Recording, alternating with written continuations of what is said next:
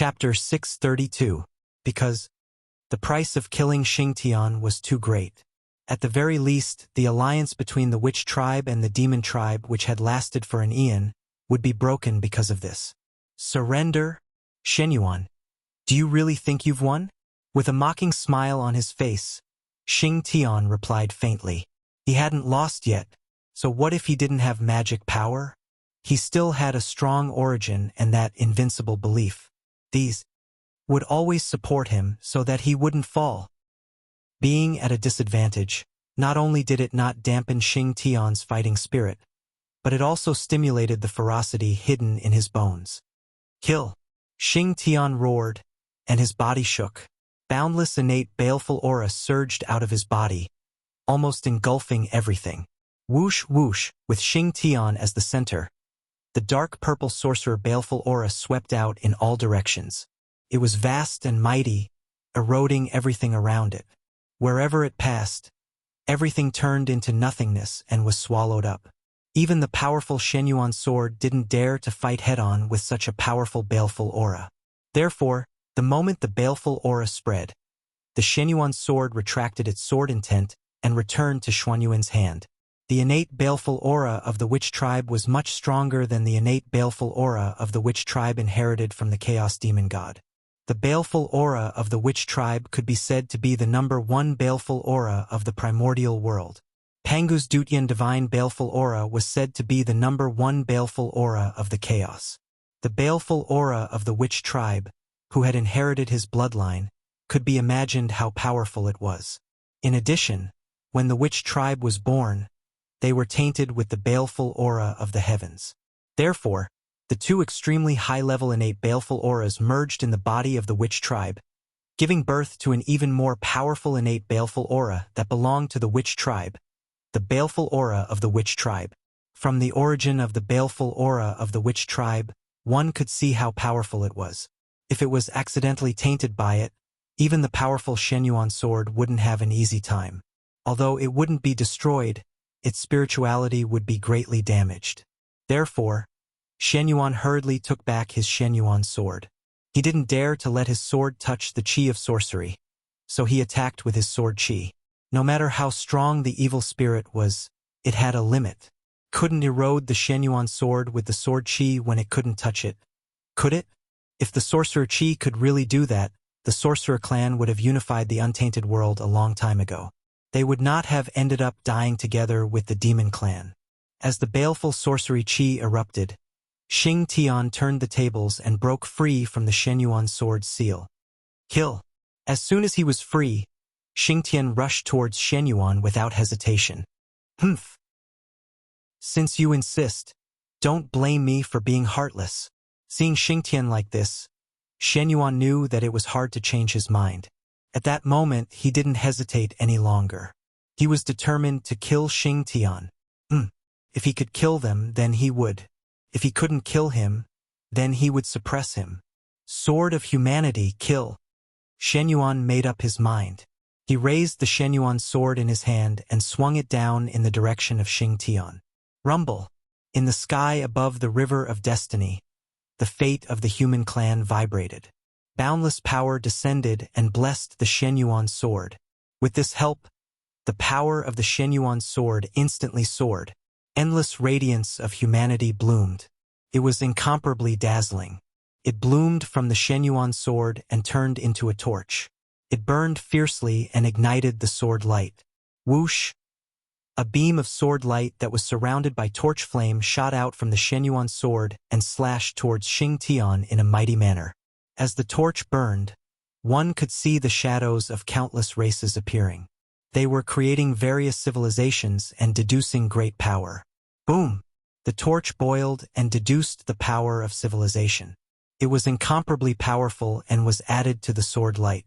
It made the sword light look like a torrent of humanity. It surged forward and was unstoppable. Powerful, incomparably powerful. Xuanyuan's sword. What he slashed out was not sword light, but civilization. This was the history of civilization formed by countless civilizations. What he represented was the human Tao. This was a sword of humanity. Whoosh! the dazzling light of humanity erupted. It was like the sun, illuminating the past, present, and future. It was so dazzling that the powerful beings who were watching the battle couldn't help but squint their eyes. It seemed that, even as powerful as them, they couldn't look directly at the brilliance of humanity. The power of humanity was beyond imagination. Bang! In the distant nether realm, where the 6 paths of reincarnation were. After seeing the elegance of this sword strike, even the powerful goddess Hutu couldn't help but change her expression and stand up from the futon. The power of Xuanyuan's sword strike, with the support of the light of humanity, could pose a threat to her, let alone Xingtian. Perhaps, this sword strike could seriously injure Xingtian or even kill him. The power of this sword strike had already reached the level of primordial chaos. Rumble!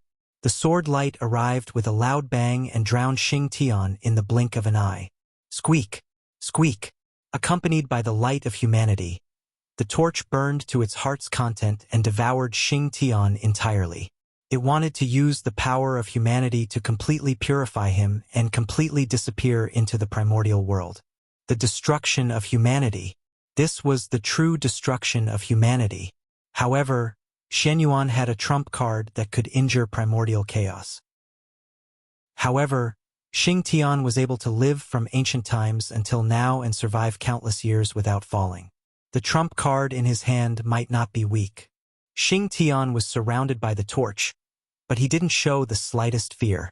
He only gripped the heaven-punishing axe in his hand even harder. Split open the heavens.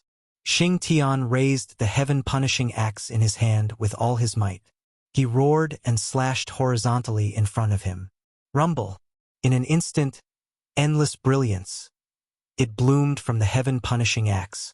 The brilliance was like the light of the creation of heaven and earth. It was even more resplendent and dazzling than the light of humanity.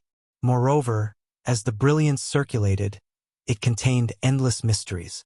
Billions of great Tao were born and destroyed within it, as if it was describing the profundity of the creation of heaven and earth. Pucci! The brilliance of the brilliance was also beyond imagination. As soon as it appeared, it pierced through the light of humanity and swept away the raging torch, causing the sword light to be pushed back continuously. This was the power of splitting open the heavens.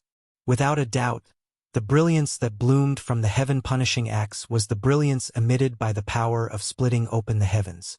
Only the power of splitting open the heavens and earth could suppress the light of humanity. The light of humanity was strong enough, wasn't it? When it appeared, it was so dazzling that the great masters narrowed their eyes. However, it was obvious that the power of splitting open the heavens was even more domineering. Facing it, the great masters couldn't even open their eyes. They would feel a burning sensation, as if it was going to burn their eyes. Even their divine senses, under the illumination of the light of splitting open the heavens. It was also like melting ice and snow, quickly dissipating into thin air.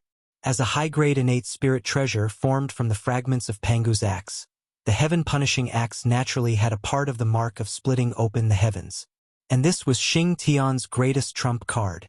Once the power of splitting open the heavens was used, unless the opponent had overwhelming strength, they would definitely be defeated by Xingtian. This was a power that could reverse the universe. Once it was used, the situation immediately changed. Isn't it enough? Then let's be a little stronger. In the distant void, Xuanyuan saw Xingtian use the power of splitting open the heavens to force back the mighty power of humanity. Although he was a little surprised, he did not feel fear, because he could still be stronger. The next attack would be the one that would decide the outcome of the battle. One strike to determine the outcome. If Xingtian could block it, then Xuanyuan would really have no more moves. After making up his mind, Xuanyuan no longer held back. He was about to use his life-risking move to carry out the final blow. Then, he calmed his mind and quickly crossed the endless space and time. He entered the mysterious long river of destiny and merged with the human race's destiny. Then, Xuanyuan followed the invisible connection and connected with the phoenix that represented the destiny of the bird race in the sky above the long river of destiny. Screech! The phoenix felt it and flapped its wings and let out a long cry. Its sound shook the entire long river of destiny. Boom!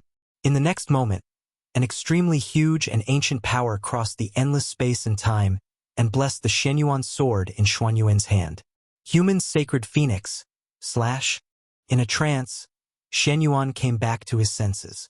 He subconsciously raised the Shenyuan sword in his hand and slashed out the strongest sword strike he had ever cultivated.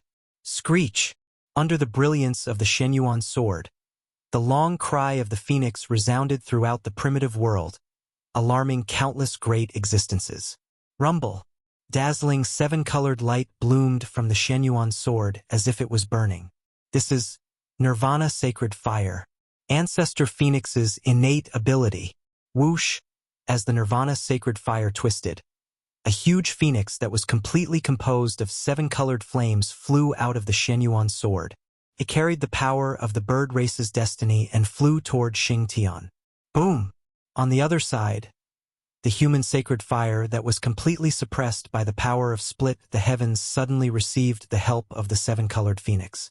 Its power immediately surged and directly suppressed the power of Split the Heavens. In an instant, the situation changed again. The power of Split the Heavens was suppressed. Under the suppression of the human sacred fire, it rapidly shrank and barely formed a defensive barrier to protect Xingtian. Whoosh! Whoosh! Whoosh! Xianhua burned fiercely and emitted endless heat that surged toward Xingtian, who was enveloped by the power of Split the Heavens. For a moment, under the attack of Xianhua, the defensive barrier formed by the power of Split the Heavens immediately became dangerous. Xingtian's axe desperately shone brilliantly to maintain the defensive barrier. However, from his trembling axe, it could be seen that he could not hold on for long. Xingtian was about to lose. Under the joint attack of the human sacred fire and the phoenix sacred fire, he might really die. Of course, the power of Split the Heavens could not resist the power of the human sacred fire. This did not mean that the power of Split the Heavens was weak, but that Xingtian's axe could not. After all, it was not the main body of Xingtian's axe. The mark of Split the Heavens obtained by Xingtian's axe was limited. Therefore, the power of Split the Heavens that he could unleash was not much. This also led to Xingtian being suppressed by Shenyuan. Am I going to lose? No, I can't lose. I haven't broken the limit yet. How can I lose now?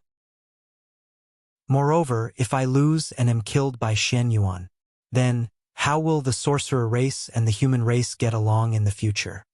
In a trance, Xingtian thought of the situation after his failure and could not help but shiver. He completely woke up. He could not lose. Even if it was not for himself but for the sorcerer race and the human race, he could still lose. I'm unwilling. Thinking of the terrifying future, Xingtian did not allow himself to fail. Therefore, he stood up again. That was the power of faith. The unwavering faith in his heart brought him great strength, allowing him to stand up again. In Xingtian's heart, his faith completely materialized, turning into the light of faith that appeared and swept away the surging fire. A miracle happened at this moment. The moment the light of faith appeared, Xingtian's bloodline and the Xingtian axe in his hand gradually resonated. Buzz, buzz, buzz. The power of Split the Heavens that surged out from the Xingtian axe no longer spread out. Instead, it surged into Xingtian's bloodline. Thump, thump, thump, thump. A huge heartbeat sounded from Xingtian's chest. It was as if it resonated with the world. Every time it vibrated, it could echo with the world. Strength, unparalleled strength, emerged from Xingtian's heart and flowed to all parts of his body along with his blood, soothing the fatigue of his body. At this moment, Xingtian broke his own limit, awakened the Pangu bloodline in his body. The ancient and great bloodline awakened in Xingtian's body, bringing him a huge amount of strength and causing him to undergo a transformation. A transformation towards primordial Daluo Jinxian. In the battle with Shenyuan, Xingtian saw the hope of advancing to primordial Daluo Jinxian.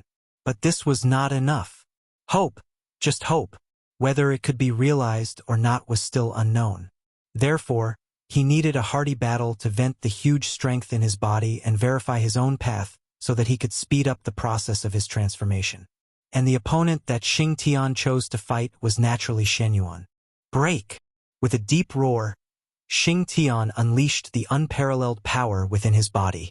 Immediately, the world wailed incessantly, the great Tao laws trembled incessantly, as if they had encountered an extremely terrifying existence. Under this majestic strength, the brilliance of the human path that drowned Xing Tian completely disappeared in an instant. Although the power of the human path was one of the three strongest supreme powers in the primordial world and had the ability to suppress everything. However, Pangu's strength could even break through the chaos. It was clearly beyond the scope of heaven and earth. In this way, under the same conditions, how could the power of the human path fight against Pangu's strength? He was completely suppressed and beaten up. Okay, Shen Yuan, you've beaten me for so long. Now it's my turn to attack. With a loud laugh, Xing Tian pounced on Shen Yuan and fought with him. This time, facing Xing Tian who had awakened Pangu's bloodline, Shen Yuan was no match for him at all. His strength had been restrained by Xing Tian from the beginning to the end. How could he fight? Therefore, Shen Yuan was completely suppressed by Xing Tian. Soon he was beaten black and blue. Only Shen Yuan had the blessing of the human race. His true spirit was eternally solid. No matter how much he was injured, his foundation would not be damaged. Otherwise, with Xing Tian's fighting style, he would have been broken long ago. Too slow. After Xing Tian awakened, Shen Yuan was no match for him at all. In that case, how can I give him enough pressure to help him speed up the time of his transformation? Chapter 633. Forget it. Why don't I lend him a hand? It's time for this show to come to an end. On the Emperor Star, Feng Zichen shook his head and decided to intervene in this battle to put a perfect end to it. Zichen's sword, go. With a thought, Feng Zichen raised his hand. Suddenly, boundless starlight gathered and turned into a purple transparent long sword. It broke through layers of void and flew towards Shen Yuan. Sword Tao condensed, starlight formed a body. This was the shadow of the Zichen sword, and also the supreme sword Tao magic of the ancestor of the Xiantian sword Tao. This sword was invincible under the primordial chaos. Shua, during the battle between Shen Yuan and Xing Tian, the shadow of the Zichen sword quietly came and fell into the Shen Yuan sword in Xuan Yuan's hand and disappeared. Boom! Immediately, Shen Yuan felt that the Shen Yuan sword in his hand was different. Strong. Too strong. Holding him, it was as if he had held the entire Xiantian sword Tao and could easily destroy the world. Buzz, buzz, buzz. Almost subconsciously, Shen Yuan gently waved the Shen Yuan sword in his hand. Then, a surprising scene happened. An incomparably magnificent sword light bloomed from the Shen Yuan sword. It was like the trajectory of the great Tao, sweeping towards Xing Tian in a mighty manner. Wherever the sword light passed, everything turned into nothingness. Kill. Seeing the sword light coming, Xing Tian raised his axe to meet it. Boom! Following that, a loud explosion was heard. The might of that sword strike had actually forced Xing Tian back. As soon as the sword light came into contact with the Xing Tian axe, Xing Tian felt an unparalleled power coming from the Xing Tian axe, forcing him to retreat uncontrollably. Boom! Boom! Boom! A powerful force burst forth, causing Xing Tian to fall back. His feet crushed everything as he fell, leaving deep marks in the void. After a long while, only then did Xing Tian stop retreating. Drip! Drip! Drip! Crimson blood dripped from Xing Tian's hand. Drop by drop, his thumb and index finger split open. Xuan Yuan's sword not only forced Xing Tian back, but also split his thumb and index finger. How could this be? This is definitely not Xuan Yuan's power. Xing Tian was stunned as he stared blankly at his bleeding hand. Someone had interfered in the battle between him and Shen Yuan. Otherwise, Shen Yuan wouldn't have been able to force him back, let alone injure him. After awakening Pangu's bloodline, Xing Tian was confident that he could suppress Shen Yuan. In fact, this was indeed the case. Before Feng Zichen made his move, Shenyuan had been suppressed by Xingtian, who had awakened Pangu's bloodline. Give him a stab. Feng Zichen's voice suddenly rang in Xuanyuan's ears. What? At first, Shenyuan was stunned, but soon he realized who was talking to him. Yes. Shenyuan understands. Taking a deep breath, Shenyuan raised his Shenyuan sword and pointed it at Xingtian. Not good. On the other side, the moment Shenyuan raised his sword, Xingtian's heart suddenly hung in the air. He felt a strong sense of crisis in his heart, as if his life was in danger. At this time, he knew that Xuanyuan's next sword would be very strong. If he couldn't block it, it would be enough to bring him the danger of death. Therefore, the best way to resist this sword was to avoid it. However, with Xingtian's pride, how could he allow himself to avoid it? No matter what, he had to block this sword, because Xingtian had a faint premonition that this sword was the sword that he would use to achieve the Tao. If he couldn't block it, everything would be over. If he blocked it, the primordial chaos Tao fruit was right in front of him. In the future, his path to becoming the primordial chaos Dalio Jinxian would be smooth. For this sword, he had to block it. Block it at all costs. Huff. Taking a few deep breaths, Xingtian clenched the Xingtian axe in his hand and adjusted his state to the peak to deal with the next critical sword. Fellow Xingtian, the war has been going on for thousands of years. It's time to end this ridiculous war. As he spoke, Shenyuan raised the Shenyuan sword high and swung it fiercely at Xingtian. Shua! A sword light flashed and suddenly arrived in front of Xingtian at a speed that surpassed time and space. Before he could react, it directly slashed down. Puff! After a flash of blood, Xingtian's head was separated from his body and thrown high into the air, beheading with a single sword. Xuanyuan's sword directly cut off Xingtian's head. Too fast. It was really too fast. This sword ignored time and distance. As soon as it was released, it arrived in front of Xingtian. Without giving him any time to react, it beheaded him. Could be said to be extremely straightforward. At Xingtian's level of strength, not to mention his head being cut off, even if his entire body was smashed into pieces, it wouldn't endanger his life. Therefore, although Xingtian's head was cut off, he didn't die and was still alive and well. Head. A loud voice came from Xingtian's body, trying to summon back the head that had been cut off by Shenyuan to repair his body. But soon he was disappointed, because no matter what method Xingtian used, he couldn't summon back the head that had been cut off. It was as if as the head was separated from the body, the connection between the two was completely cut off. He had no head, and this wasn't the most serious thing. Just as Xingtian was trying to summon his head, he suddenly realized that there was a strange power quietly growing in his wound. Moreover, this strange power was slowly spreading to all parts of his body with his wound as the starting point. In surprise, Xingtian suddenly felt that something was wrong. The target of this strange power was the Pangu bloodline in his body. That power was as black as ink and extremely domineering. With an aura that hated everything, it pounced straight at the Pangu bloodline, wanting to destroy it. Ha ha! Destroy. Everything related to Pangu shouldn't exist in this world. In a trance, the whisper of the demon god sounded in Xingtian's ears, as if he was describing his unwillingness. Chaos demon god. That strange power originated from the chaos demon god.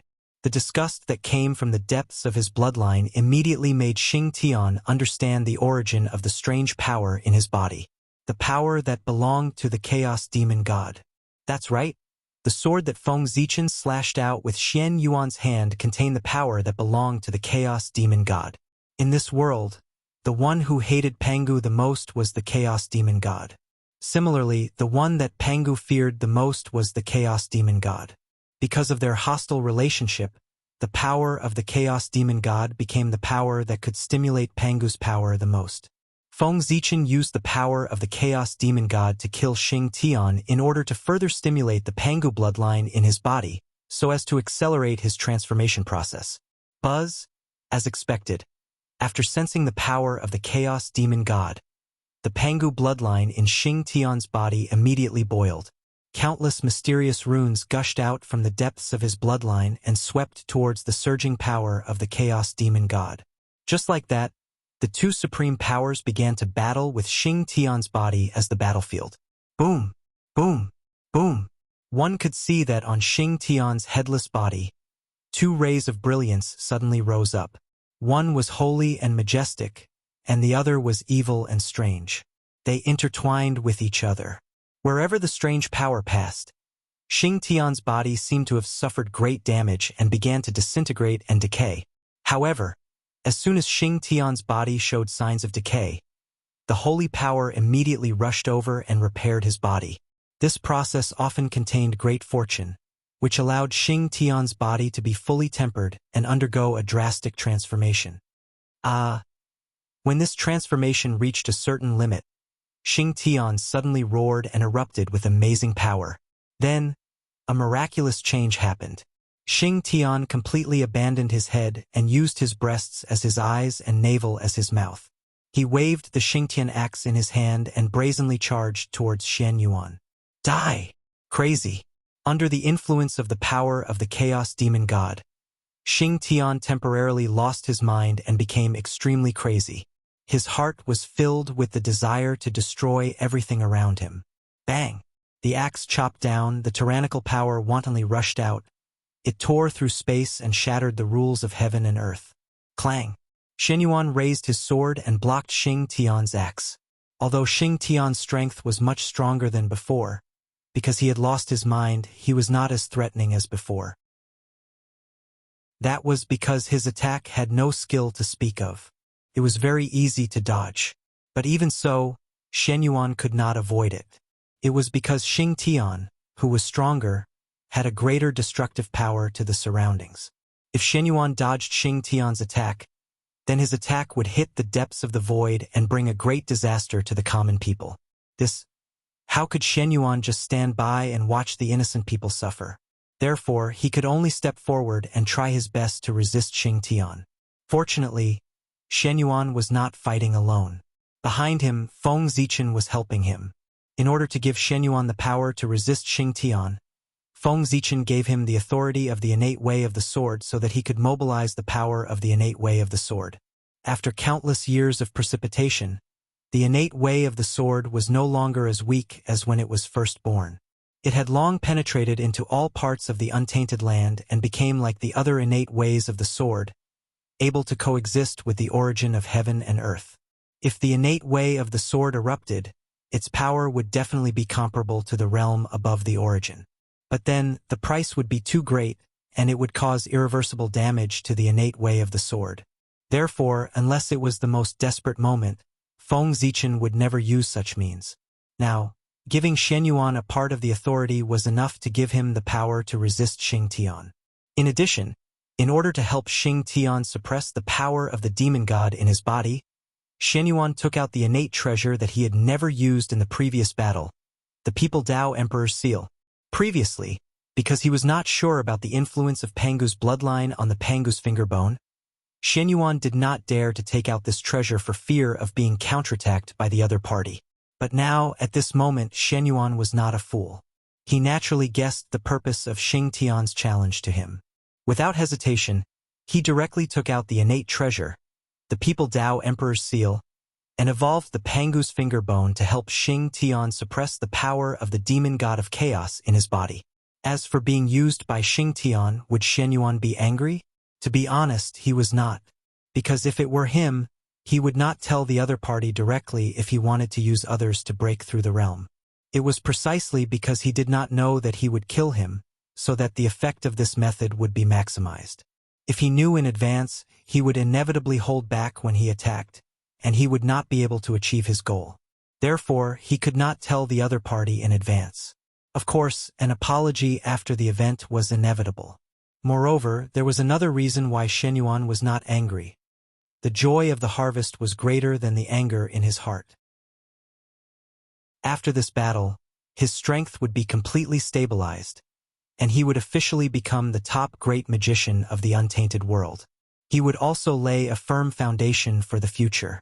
The harvest could not be said to be small. So why would Shen Yuan be angry? Boom! The People Dao Emperor's seal was indeed a treasure made by Pangu's finger bone. Its suppression of the power of the demon god of chaos could be said to be the other party's nemesis. Under its suppression, the power of the demon god of chaos in Xing Tian's body gradually calmed down. Xing Tian also calmed down and stayed motionless in the void, waiting for the end of the change. Well, when the power of the demon god of chaos in Xing Tian's body was completely refined by Pangu's bloodline, he would regain his intelligence and lay a supreme foundation for the Tao. After that, he would only need to undergo endless years of transformation. Xing Tian would naturally be able to attain the Tao and advance to the primordial Dalio Jingxian. After this battle, Xing Tian already had the capital to advance to the primordial chaos. What he lacked now was nothing more than maturity. And this was the only thing that could not be rushed. It would take a long time to polish it. But, no matter what, Xing Tian's advancement to the primordial Dalio Jingxian was already a foregone conclusion. The only thing left was to wait. Sigh! How enviable! After Empress Hutu and ancestral witch Dijiang, the witch race is about to welcome the third primordial Dalio Jingxian. How enviable! I wonder when the real primordial Dalio Jingxian will be born in the human race. Looking at Xing Tian, who was undergoing a transformation, Shen Yuan said enviously, "Did the human race have any primordial chaos experts?" Of course, there was more than one. But so what? The so-called primordial Dalio Jingxian of the human race was just a pseudo-primordial Dalio Jingxian that relied on the karmic position of heaven and earth. They couldn't be independent at all. How could they be called carefree and free? What Shen Yuan yearned for was the primordial Dalio Jingxian that transcended heaven and earth and obtained great freedom and freedom. Not the 3 emperors and 3 quasi-saints who couldn't disobey the orders of the heavenly Tao. If one day, the heavenly Tao wanted to destroy the human race, then the 3 emperors wouldn't even have the strength to resist. However, the primordial Dalio Jingxian was different. They transcended heaven and earth and drifted outside the long river of time and space. They could resist the heavenly Tao to a certain extent. In fact, they could ignore the orders of the heavenly Tao. At most, after angering the heavenly Tao, they could hide in the chaos outside the realm. In this way, what could the heavenly Tao do to them? No matter how strong the heavenly Tao was, it couldn't reach the chaos outside the realm. It could be said that the one the heavenly Tao disliked the most and even hated the most was the primordial Dalio Jingxian, because they were beyond the control of the heavenly Tao. And this was what the heavenly Tao couldn't accept the most. Chapter 634. In the primordial world, only the primordial chaos Dalio Jingxian was the foundation of a clan leader's prosperity. As long as the primordial chaos Dalio Jingxian appeared in the clan, then the clan would be able to exist forever. Even if the calamity descended, the epic changed, and the great world surged, as long as the primordial world was not completely destroyed, then the clan would never be in danger of being exterminated. Just like the shaman and demon clans and the 3 Khanate clans, even if they were now in decline, who would dare to destroy them? No one dared to do it, because behind them there was the existence of the primordial chaos Dalio Jingxian. Even the fallen primordial chaos Dalio Jingxian was still the primordial chaos Dalio Jingxian. He had a very powerful deterrent force, enough to protect a clan so that no one dared to exterminate the clan. Therefore, although the shaman and demon clans and even the 3 Khanate clans had declined, they had not been exterminated. In fact, the so-called decline was only temporary. Once they found an opportunity, they would quickly rise. And this was the confidence of having the primordial chaos Dalio Jingxian. Therefore, Shen Yuan was so eager to have a primordial chaos Dalio Jingxian of the human race. The human race seemed to be prosperous, but there were hidden dangers. The so-called prosperity was just an illusion created by the saints according to the will of the heavenly Tao. This was completely fake and had no foundation. It was like a bubble that would burst at a touch. If one day, the heavenly Tao no longer supported the human race, then, in an instant, the human race would be beaten back to its original state and become a feast for the great magicians. However, if the human race had the primordial chaos Dalio Jingxian, then everything would be different. This meant that the human race had the qualifications to get rid of the heavenly Tao. Transcending heaven and earth represented infinite possibilities. Right now, we can only place our hopes on Zichen. He is the #1 genius of the human clan, the #1 expert of the human clan, and the existence closest to the primordial chaos Daluo Jingxian. Among the humans, only he is most likely to become the primordial chaos Daluo Jingxian. If he can't break through, then the human race. Shen Yuan thought of Feng Zichen. He believed that Feng Zichen was the hope of the human race. After all, his series of achievements were too dazzling. Even the glory of the saints was overshadowed by him. If such a person couldn't achieve the Great Path, then Shen Yuan really couldn't think of anyone who could achieve the Great Path and transcend the world. A saint. 2. Primordial Chaos Daluo Jingxian.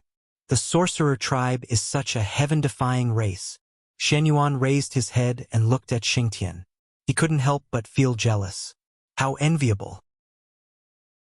One sage was enough to suppress the untainted land, but in addition to the sage, the Wu tribe also had 2 Daluo Jingxian of the primordial chaos.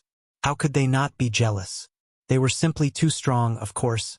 Shen Yuan didn't know the situation of the ancestor of sorcerer Shenming. If he knew, he would be even more envious. The 12 temples were not cultivated for nothing. They stood on the untainted land, gathering the true spirit for the fallen ancestor of sorcerer and accumulating the origin. But this didn't mean that the living ancestor of sorcerer couldn't benefit from it. Because the ancestor of sorcerer Shenming hadn't fallen, the origin gathered in the temple that belonged to him would naturally gather in his body to enhance his strength. It could be said that in the future, even if the ancestor of sorcerer Shenming didn't have to do anything, the temple itself could help him cultivate and push him all the way to the level of the primordial Daluo Jingxian. The unique advantage of the 12 ancestors of sorcerer Shenming was that they existed with the origin of the earth. This was an opportunity that outsiders couldn't envy. With the help of the Shenming temple, the ancestor of sorcerer Shenming didn't have to worry about not being able to break through the primordial Daluo Jingxian. This was a secret and not many people knew about it. Otherwise, if it spread out, it would attract a large number of people's envy. Time flew by. In the blink of an eye, 3,000 years had passed. In other words, 3,000 years had passed since Xingtian's transformation. After 3,000 years of transformation, Xingtian had reached a critical juncture. He was enveloped in a sacred radiance, and countless mysterious runes were constantly being born and destroyed. They seemed to be describing the principles of heaven and earth, mysterious and unfathomable. This was the manifestation of Pangu's bloodline in Xingtian's body being pushed to the limit. With the support of the human Tao Emperor's seal, the power of Pangu's bloodline had been raised to the greatest extent, overshadowing the power of the Chaos Demon God in one fell swoop. Now that it had been completely suppressed, it was waiting to slowly erase it. Under the suppression of Pangu's bloodline, the power of the Chaos Demon God no longer had the ability to stir up trouble. Without the interference of the power of the Chaos Demon God, the connection between Xingtian's body and head began to gradually recover. Waves of mysterious power were emitted from Xingtian's neck, trying to recall the severed head. Buzz, buzz, buzz. In the distance, Xingtian's head, which had fallen into silence since it was severed by Xuanyuan's sword, finally reacted under the call of Xingtian's body. It trembled gently. Head, head, head. After sensing the aura of the giant head, Xingtian called out almost instinctively. Buzz, buzz, buzz. Under the call of Xingtian's body, Xingtian's head trembled even more violently. It slowly floated up from the air and flew shakily toward Xingtian's body, wanting to reunite with him. Chaos as one, complete great Tao. When Xingtian's head reunited with his body, he would obtain some kind of completion, and his consciousness would wake up. At that time, Shen Yuan would have nothing to do, and he could leave. Next, it would be Xingtian's own business. He would return to Pangu's palace and enter the deepest level of enlightenment to complete the final transformation and break through to become Chaos Daluo Jingxian. In this battle, Shen Yuan had been tempered. Xingtian had seen the path ahead and obtained the opportunity to attain the Tao. Everything was so perfect, completely in line with Feng Zichen and Huta's plan. As long as Xing Tian's head returned to its original position, this matter would be perfectly concluded. But there were still flaws in the way of the heavens, let alone in this world. In the world, there was nothing perfect at all. Therefore, an accident happened. Just as Xing Tian's head was about to fly back to his body, an accident happened. An inexplicable power was born from the void. It was powerful and terrifying as it attacked Xing Tian's head. Caught off guard, Xing Tian's head, which was suspended in mid-air, was directly hit. With a bang, a terrifying power erupted. Xing Tian's head was smashed into powder by this power on the spot, turning into a rain of blood that fell from the sky. But this was not the end. After shattering Xing Tian's head, the terrifying power did not dissipate.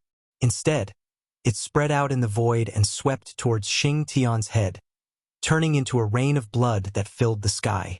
From the looks of it, it wanted to completely obliterate it to cut off the possibility of Xing Tian's head reforming. Steady, accurate, and ruthless, it had to be said that the person who made the move had really seized a good opportunity. Seeing that the great merit was about to be achieved, Feng Zichen and the others could not help but let down their guard. That person had made a move at this time. How could he not succeed in one fell swoop? Although shattering and obliterating Xing Tian's head could not stop Xing Tian from advancing to primordial Daluo Jingxian, it could delay the time for his breakthrough. Primordial chaos was about perfection. If the head was shattered and the body was incomplete, wouldn't it lose its perfection? Indeed, with Xing Tian's ability, after removing the power of the Chaos Demon God, he could regenerate a new head at any time. However, how could a new head be compared to the head that had been polished for countless years? It would take a long time to get used to it before it could achieve harmony with the original body. And during this period of time, wouldn't it be delayed? The time for him to attain the Tao would naturally be delayed for a period of time. And the longer it took, the more variables there would be. Who knew what would happen to Xing Tian during that period of time? Therefore, the person who made the move in the dark could be said to be vicious. Even if I can't stop you, I will disgust you to death. In the face of the sudden change, before Shenyuan could react, two explosive voices suddenly sounded in the sky and the earth at almost the same time. Thief! How dare you! Before the two voices fell, boundless star power hung down from the starry sky above the sky, turning into countless sharp swords that fell into the depths of the void like a rainstorm. At the same time, in the underworld below the ground, the power of reincarnation surged out, emitting a wave that could destroy everything, sweeping towards the power that wanted to destroy Xing Tian's head. These two people were naturally Feng Zichen and Hutu. When they saw that someone had plotted against Xing Tian, the anger in their hearts could be imagined. Especially, they were interrupted at the happiest moment. That feeling of being neither up nor down was like a fishbone stuck in their throats, causing the anger in their hearts to be especially blazing, almost increasing exponentially. Therefore, without hesitation, they attacked as fast as they could. One attacked from the sky. One attacked from the ground. One attacked the depths of the void to block the attacker's retreat. One of them charged to Xing Tian's side to protect his head. Rumble. Reincarnation was impermanent, cyclical, and indeterminate. Its creation was endless, and its power was endless.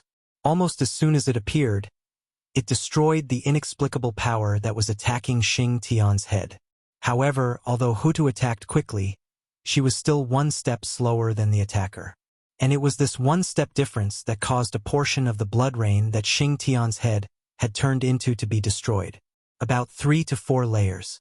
In this way, although Xing Tian's head was saved, it was inevitable that Xing Tian's head would be greatly damaged and would need a period of time to recuperate. Logically speaking, after suffering such a heavy injury, Xing Tian's breakthrough would inevitably be delayed. However, the power of reincarnation was indeed one of the most powerful forces in the primordial world. This power was strange and far beyond imagination. Amnesty! Hutu's clear and cold voice suddenly resounded through space. As soon as she finished speaking, she saw the surging power of reincarnation. It suddenly turned. In an instant, time and space were distorted. The part of Xing Tian's head that had been destroyed earlier actually reappeared in the void. This was the greatness of the power of reincarnation. It distorted time and space, messing up the past, present, and future. Once it exerted its strength, it forcefully snatched back the part of Xing Tian's head that had been completely destroyed from the past. Hutu's side was shocking, and Feng Zichen's side was not bad. A rain of swords fell from the sky, and in an instant, the void was stabbed into pieces, completely destroyed, and turned into a state of nothingness. It was also at this moment that a strange shadow escaped from the void in a sorry state. And the moment this strange shadow appeared from the void, Feng Zichen's eyes had already locked onto it on the Emperor Star. One could see that at this moment, Feng Zichen's eyes had completely turned purple gold. This was the state of the heavenly Tao divine eye when it was fully opened. He was using this method to spy on the true identity of the strange shadow, so that he could find it and kill it completely to vent the anger in his heart and intimidate some people with ulterior motives. External incarnation? That's right. How can I let myself do such a dirty thing? However, it doesn't matter. When I capture your external incarnation, I'm not afraid that I won't know your true origin. On the Emperor's Star, Feng Zichen frowned, but he could see the origin of the strange shadow. It was the external incarnation of a powerful existence. Thinking about it, this was normal. Once this kind of thing was done, it was obvious that he would offend the Hutu to death. In this way, if his true identity was exposed, he would definitely be hunted down by the Hutu to death. No one would be able to find a reason to plead for mercy. Therefore, the external incarnation became the best cover. Why did he have to refine an external incarnation? Wasn't it used to take the blame for the original body at the critical moment? Just like the temporary workers in the later generations, if there was a problem, it would be the external incarnation, temporary worker, that did it. It had nothing to do with the original body, official employee. Haha! Your Majesty Emperor Ziwei, your strength is indeed strong enough, not much inferior to a saint. It's easy to defeat the poor Wei, but it's not that easy to capture the poor Wei. After hearing Feng Zichen's words, the strange shadow laughed and replied fearlessly. Oh, then let's give it a try. Let me witness what you are capable of. In this regard, Feng Zichen only smiled faintly. He directly reached out his hand and pressed it toward him from afar, wanting to suppress him in one fell swoop. At the same time, in order to prevent the shadow from self-destructing, Feng Zichen also secretly activated the Hongmeng purple clock. When it showed signs of self-destruction or self-destruction, he would activate the Hongmeng Daozhong and freeze time and space. Although he was prepared in this way, in Feng Zichen's heart, he did not think that the other party would self-destruct. At most, he would directly kill himself when he saw that things were not going well. As for why Feng Zichen thought so, there was a reason. The wizard clan had dominated the primordial world for many years and had offended more than one or two powerful beings. Instead, there were dozens or hundreds of them. When the wizard clan was strong, these powerful beings could not do anything to them. But now the wizard clan had declined. Under such circumstances, how could they allow the wizard clan to have another primordial chaos Dalio Jinxian and rise again? Therefore, they would stop Xing Tian from achieving the Tao so that they could cut off the hope of the wizard clan rising. Moreover, these great divine ability masters who had a grudge against the Magi were not the only ones who could not bear to see the Magi rise. Chapter 635. In the Dark. Who knew how many conspirators were looking forward to the complete decline of the Magi? It was still the same sentence. There was only so much luck in the primordial world, and the rise of every powerful force would reduce the luck in the hands of those big shots. In this way, who would see the rise of a new great force? This was a major event that concerned their own interests. Unless their relationship was particularly good, it was already good enough for them not to step on the rise of a new force and just watch from the sidelines. It was normal for them to secretly interfere with the rise of a new force. It was precisely because of this that Feng Zichen was sure that the other party would not self-destruct. Everyone was a great magician of the primordial world and had the same interests as the primordial world. How could they self-destruct and destroy the primordial world? Therefore, even if they were forced into a desperate situation, they would only commit suicide. They would not be like the experts of the demonic path, who would directly self-destruct and perish together. Just as Feng Zichen attacked the strange shadow, on the other side, the majestic power of reincarnation also quietly arrived. It silently lurked at the side to completely block the other party's retreat and ensure that he was suppressed. The invincible in the sky and the invincible in the ground attacked at the same time, jointly targeting the strange shadow in the middle. With such power, even an ordinary primordial chaos Daluojixian would not be able to escape. The power of the strange shadow was only at the half-step primordial chaos realm. It was completely insufficient to fight against it. However, even so, the strange shadow still did not change its expression when facing the attacks of Feng Zichen and Hutu, as if it did not take the two of them seriously at all. Fellow Taoists, what are you waiting for? If the poor way is suppressed by the two of them, you won't have a chance to attack. Just as Feng Zichen thought that the other party had some powerful trump card and was about to reveal it, he saw the strange shadow suddenly shout into the void. Feng Zichen was speechless. He thought that he had some trump card? In the end, that was it? That was it. While he was speechless, Feng Zichen's hand movements were not slow. In fact, he even sped up a little. He pressed toward the strange shadow from afar, wanting to completely suppress him. However, just as Feng Zichen's palm was about to press down, a few violent fluctuations suddenly appeared in the void. They carried a terrifying aura and surged toward his palm. Humph! You're an ant trying to shake a tree. You're overestimating yourself. Feng Zichen sneered in his heart when he sensed the fluctuations. He didn't care about them at all and continued to press toward the strange shadow, allowing the attacks to hit him. How could a mere half-step primordial chaos cultivator injure his palm, which was formed by the power of the stars? Wouldn't that be underestimating the boundless starry sky? The fluctuation hit Feng Zichen's palm, and a terrifying power burst out, creating ripples on the surface of the palm. But that was all there was to it. Apart from the ripples, the palm condensed from the starlight of the universe did not suffer any damage. It did not even pause. It still pressed down toward the strange shadow with an irresistible momentum. Feng Zichen Feng's palm pressed down. It covered the sky and the sun, completely enveloping and suppressing the strange shadow. Seal! As his words fell, endless starlight radiated from his palm. It turned into dazzling divine chains of order. They rushed toward the suppressed strange shadow and firmly wrapped around his body. Fellow cultivator, let me take a look. Who exactly are you? After locking the strange shadow, Feng Zichen pulled up the divine chains. He was about to pull him into the boundless starry sky so that he could take a look at his true face. However, it seemed that he was deliberately making things difficult for Feng Zichen. At every critical moment, accidents happened. Haha! Emperor Ziwei. Poor Wei still has important matters to attend to. I won't be going to the Ziwei Heavenly Palace to disturb you. Poor Wei is going. The strange shadow that was locked up by the divine chains of order laughed and took out a purple jade talisman. Not good.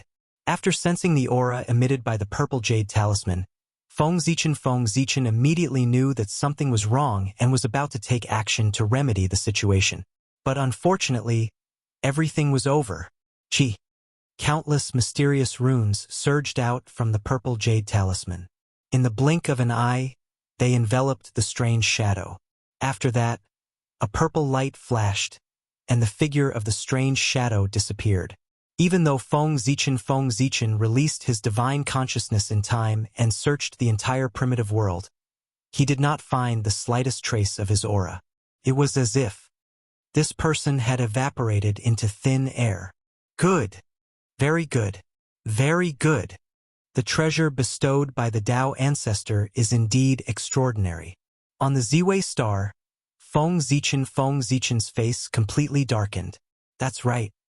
The purple jade talisman in the strange shadow's hand was one of the treasures that Tao ancestor Hongjun had refined back then. The aura he emitted was definitely the purest heavenly Hongjun aura. Feng Zichen would never mistake it. It was with this treasure that the other party was able to escape from his hands.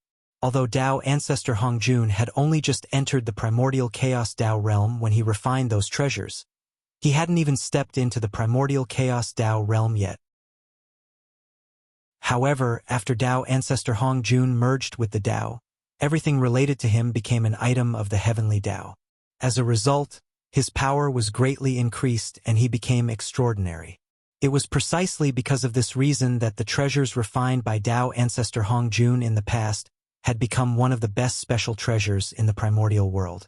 They, who possessed the power of the way of the heavens, had the power to break the rules.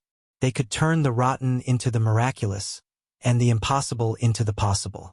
Their power was far beyond imagination. With the help of the purple jade talisman, the strange shadow easily escaped from Feng Zichen's hands. F***CK. The treasures left behind by the Tao ancestor are really troublesome. It seems that after this matter, I have to find an opportunity to go to the Purple Cloud Palace to meet the Tao ancestor and ask him for a way to restrain those treasures. Otherwise, I will inevitably suffer a huge loss when facing these treasures left behind by the Tao ancestor in the future. It's best if I can persuade the Tao ancestor to take back all these treasures. Treasures that break the rules are the most unstable factor in the primordial world. They should not exist in the world. After dispersing the starlight, Feng Zichen cursed hatefully. Of course, he also knew that it was impossible for Tao ancestor Hongjun to take back those treasures. The Tao ancestor had already given them. How could he take them back? Tao ancestor Hongjun could not afford to lose face.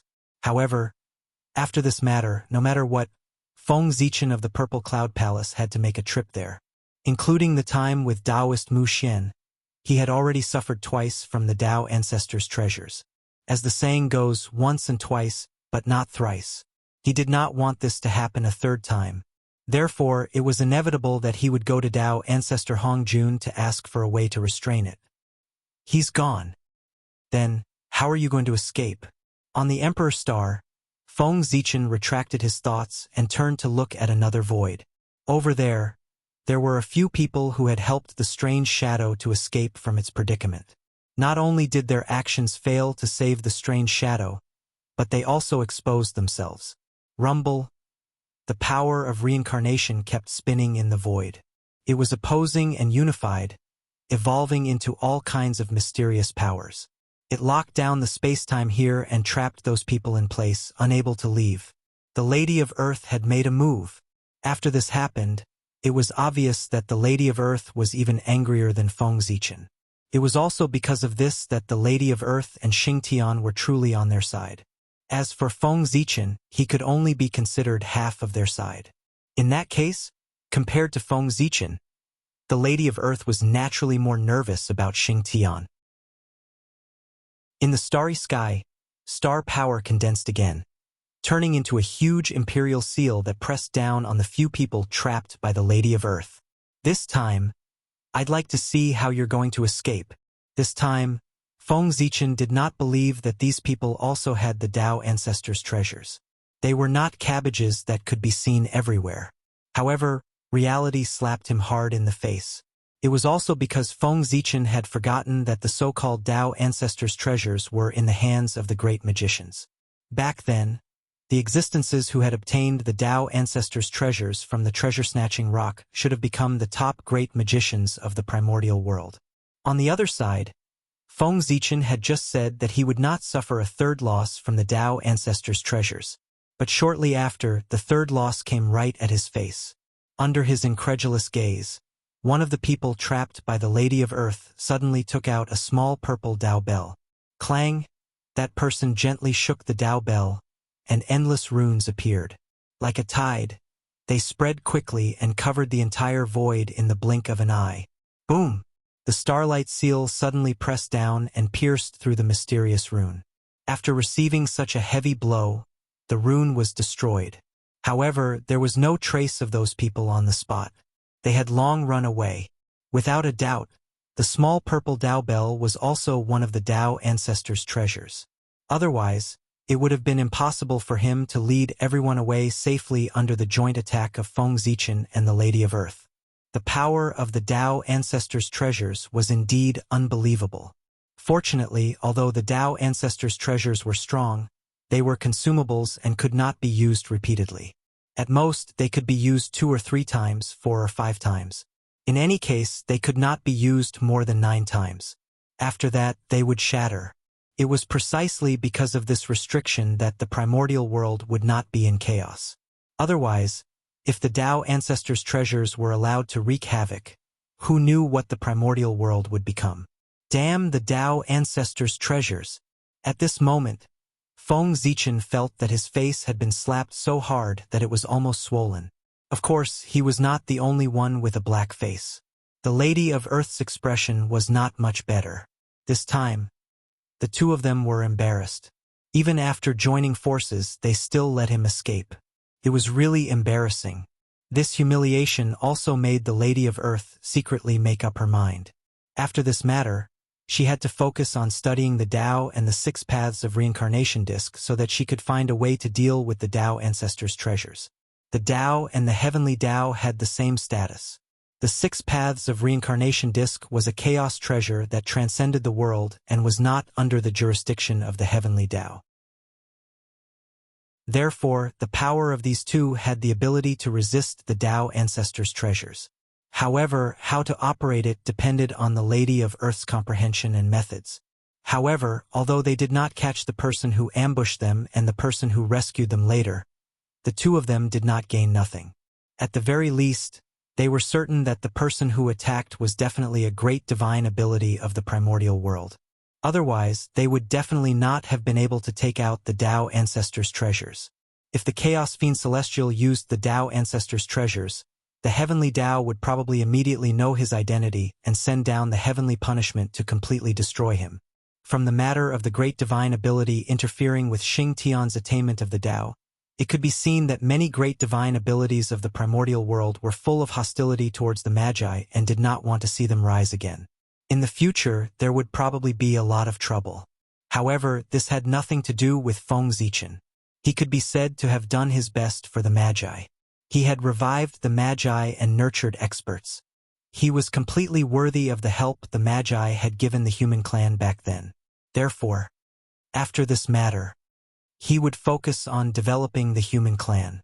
Although he would not completely ignore the Magi, he would obviously not be as concerned as he was now. Oh, ha. The descendants of Pangu also want to break through to the primordial chaos Tao realm in peace. Simply a dream. It's really exciting to be able to personally kill the genius of Pangu's lineage. The pain that Pangu brought to us, let his descendants bear it on his behalf.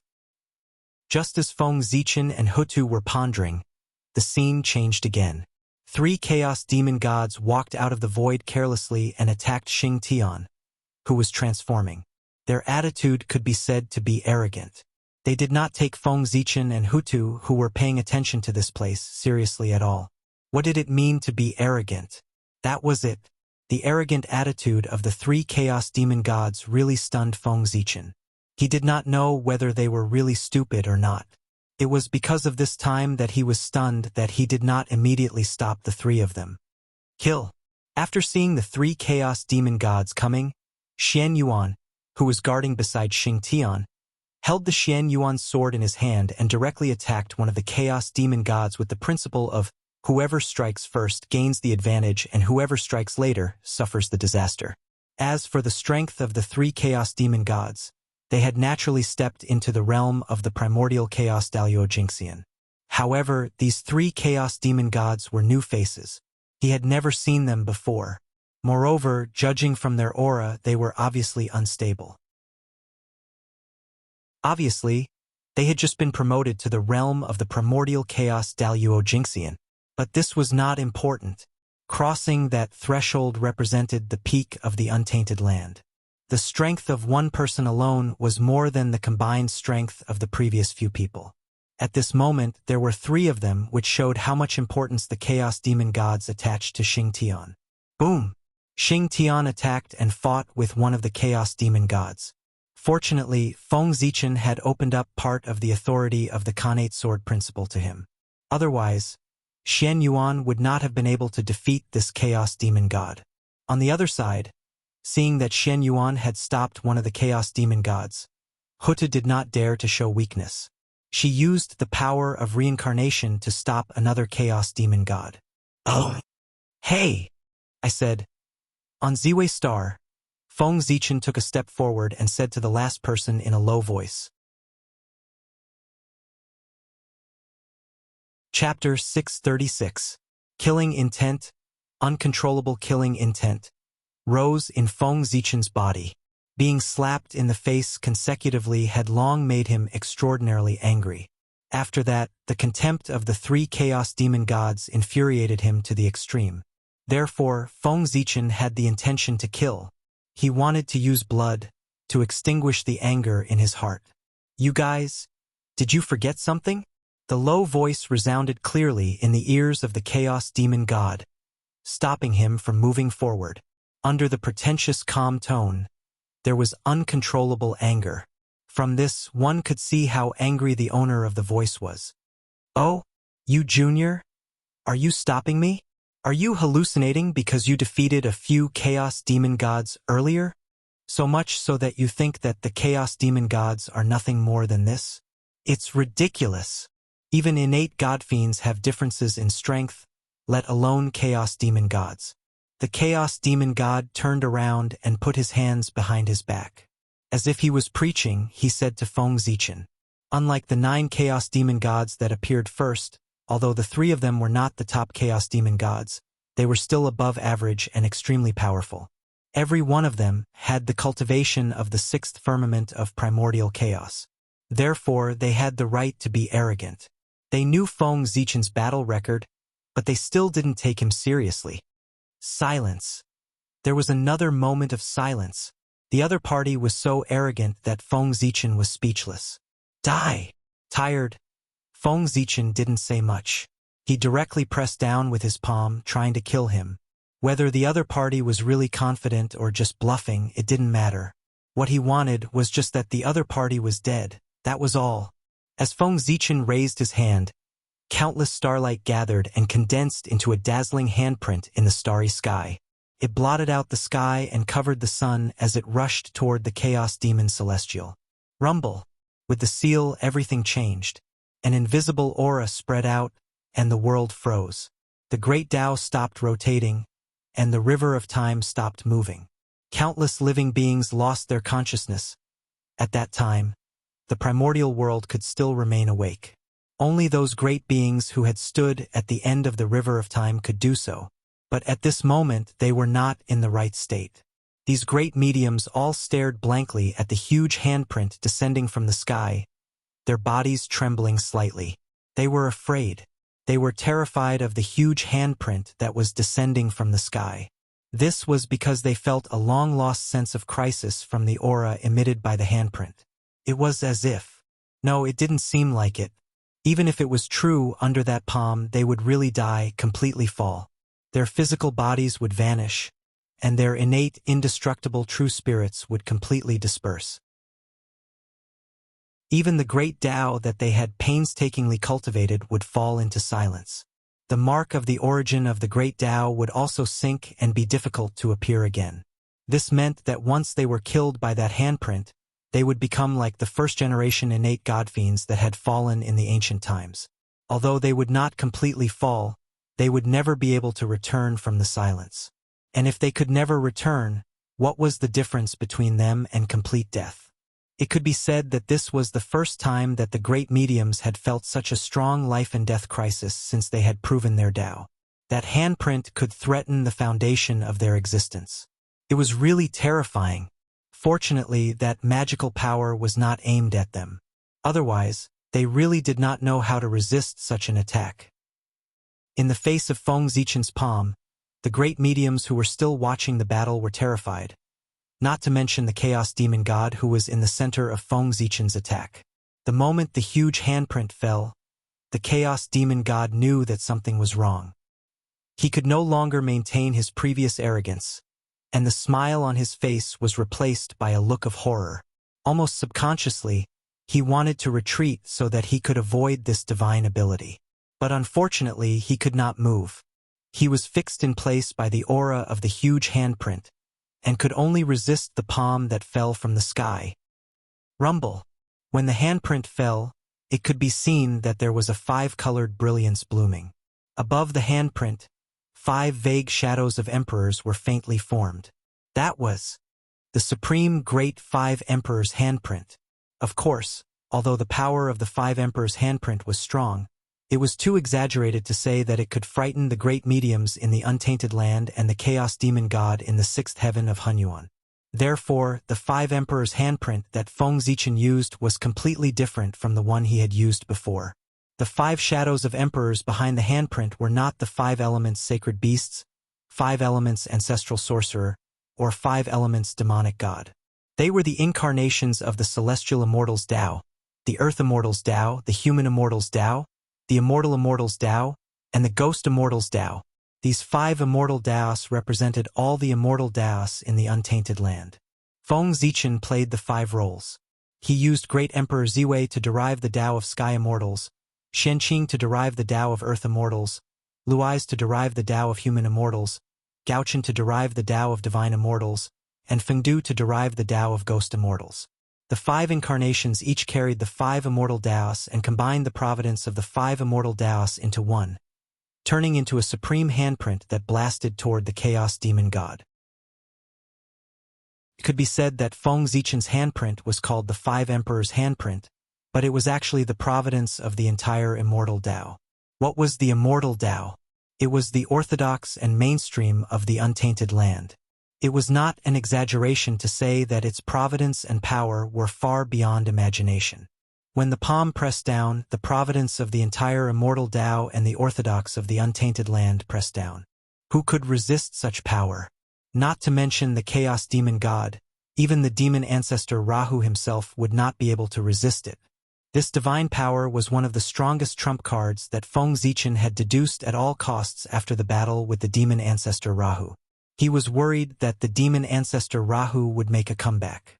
Originally, Feng Zichen had prepared to use this divine power to deal with the demon ancestor Rahu. However, since the chaos demon god had come to seek death, Feng Zichen could satisfy him. Therefore, he used a fatal blow the moment he attacked. While establishing his dignity, he also tested the power of this divine power to see if it could really defeat the demon ancestor Rahu. As the 5 emperors' handprint fell, the 5 shadows of emperors behind it became clearer and clearer. An aura that encompassed the 5 elements, encompassed all things, and contained life and death. It was faintly emitted from his body. Boom! The handprint was resplendent and enveloped the entire world, mercilessly pressing down on the chaos demon god who was fixed in place. Silently, the universe was shattered and the great Tao was destroyed. Endless destructive aura surged out. Under the power of the entire immortal Tao, no matter how the chaos demon god struggled, it was futile. His body began to disintegrate and shatter, turning into a rain of blood that filled the sky. Then, he was obliterated one by one. His chaotic true spirit also dissipated silently, turning into a dazzling Tao light that blended into the world to strengthen the origin of the world. At the same time, in the endless world, the origin of the immortal Tao manifested, turning into endless rules that were branded in the endless void and covered the entire untainted world. They were tightly entangled with the mark of the chaos demon god that was engraved in the world to prevent him from regathering his true spirit and reviving the fallen chaos demon god. At this point, although the reincarnation of the chaos demon god had not completely fallen, he would never be able to return. At the same time, this also meant that the chaos demon god's original body in the Great Thousand World had lost half of his chaotic true spirit forever. Unless the untainted world was completely destroyed, he would never be able to retrieve this part of his chaotic true spirit from the suppression of the immortal Tao brand. Damn it! Pangu Ziwei clan. I'll remember you. When I recover my strength, I'll definitely make you pay for what you've done today.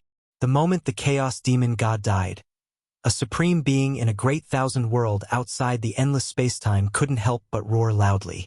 Without a doubt, he was the Chaos Demon God's original body. The loss of half of his true spirit was enough to greatly damage his vitality. Moreover, this was an irreversible injury. Before he retrieved the suppressed half of his chaotic true spirit, this injury would continue to affect him. In this way, how could the Chaos Demon God not hate him? It was only because he couldn't go to the untainted world now.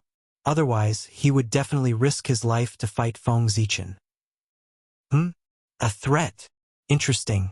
I just don't know if you'll still be qualified to fight me after the connection between the Great Thousand World and the untainted world is connected. At this moment, Feng Zichen's strength had reached an incredible level with the support of the immortal Dao Luck. Therefore, if someone was talking about him, he would naturally sense it. Of course, the Chaos Demon God was separated from him by endless space-time after all. Even if he could sense it, he couldn't completely know what the Chaos Demon God was thinking. All he could sense was the Chaos Demon God's hostility. However, this was enough for Feng Zichen to guess what the Chaos Demon God wanted to express. He was just making things difficult for him. However, Feng Zichen wouldn't take the Chaos Demon God's threat to heart. He was now in the growth period and was improving all the time.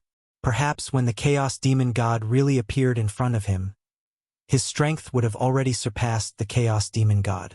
This was not impossible. Do you want to continue, fellow Taoists? Feng Zichen said to the Chaos Demon God who was fighting with Hutu and Shenyuan without the slightest complacency. He just calmly put his hands behind his back and said to the Chaos Demon God who was fighting with Hutu and Shenyuan. However, although he was very calm, the two Chaos Demon Gods didn't think so. After all, he had just killed the Chaos Demon God with one strike. Who dared to ignore his words? At this moment, Feng Zichen didn't need to make any extra movements. The remaining aura of the strike just now was enough to intimidate all the powerful divines. At least, before completely figuring out the reason for that strike, no one dared to ignore Feng Zichen. Sure enough, as soon as Feng Zichen finished speaking, the two Chaos Demon Gods who were fighting with Hutu and Shenyuan immediately withdrew and confronted Feng Zichen across the void. What an amazing strike! With you in the untainted land, the future will be colorful. We won't be lonely. After a long silence, one of the Chaos Demon Gods suddenly spoke. So, I've decided to give you face and leave for the time being. After saying that, the two Chaos Demon Gods gradually disappeared without waiting for Feng Zichen's response. Feng Zichen didn't stop them. He had already killed a Chaos Demon God. If he were to make them stay, he would be forcing them to fight to the death. Moreover, the other Chaos Demon Gods wouldn't tolerate such a situation. The current untainted land couldn't withstand a full-scale war between the powerful divines and the Chaos Demon Gods. Therefore, Feng Zichen allowed them to leave. Left and right. He wasn't the one who was at a disadvantage. Pango Ziwei clan, I look forward to meeting you next time. I hope you can bring more surprises to us Chaos Demon Gods. After the two Chaos Demon Gods had completely disappeared, a faintly discernible voice suddenly came from the void, indicating that this matter was not over yet. Boring trick. Feng Zichen waved his hand to disperse the voice. He didn't take it to heart. It seemed that every villain would do such a thing to save face. Fellow Taoists, please give Ziwei some face and disperse. After forcing the Chaos Demon Gods to retreat, Feng Zichen walked straight down the Ziwei Star and came to the side of Xingtian in the depths of the void. He said to the powerful divines who were watching this place, Your Majesty, you must be joking. Poor Wei and the others will leave now. After a few embarrassed laughs, the powerful divines withdrew their divine thoughts. No matter what purpose they had for watching the battle, after seeing Feng Zichen's strength, they would withdraw their thoughts to avoid causing misunderstandings. Whoosh! The void shattered silently. An aura unique to the underworld emerged, and the power of reincarnation surged out. It turned into a huge phantom of a wheel, protecting a peerless woman as she walked over. But Hutu came in person. First, the powerful divines attacked, then the Chaos Demon Gods attacked. Finally, Hutu was enraged. She didn't hesitate to come out of the underworld to protect Xingtian. Just like that, Feng Zichen and Hutu stood on the left and right of Xing Tian to protect him. After witnessing this scene, no one would dare to plot against Xing Tian. In the blink of an eye, thousands of years had passed. Xing Tian's aura gradually calmed down.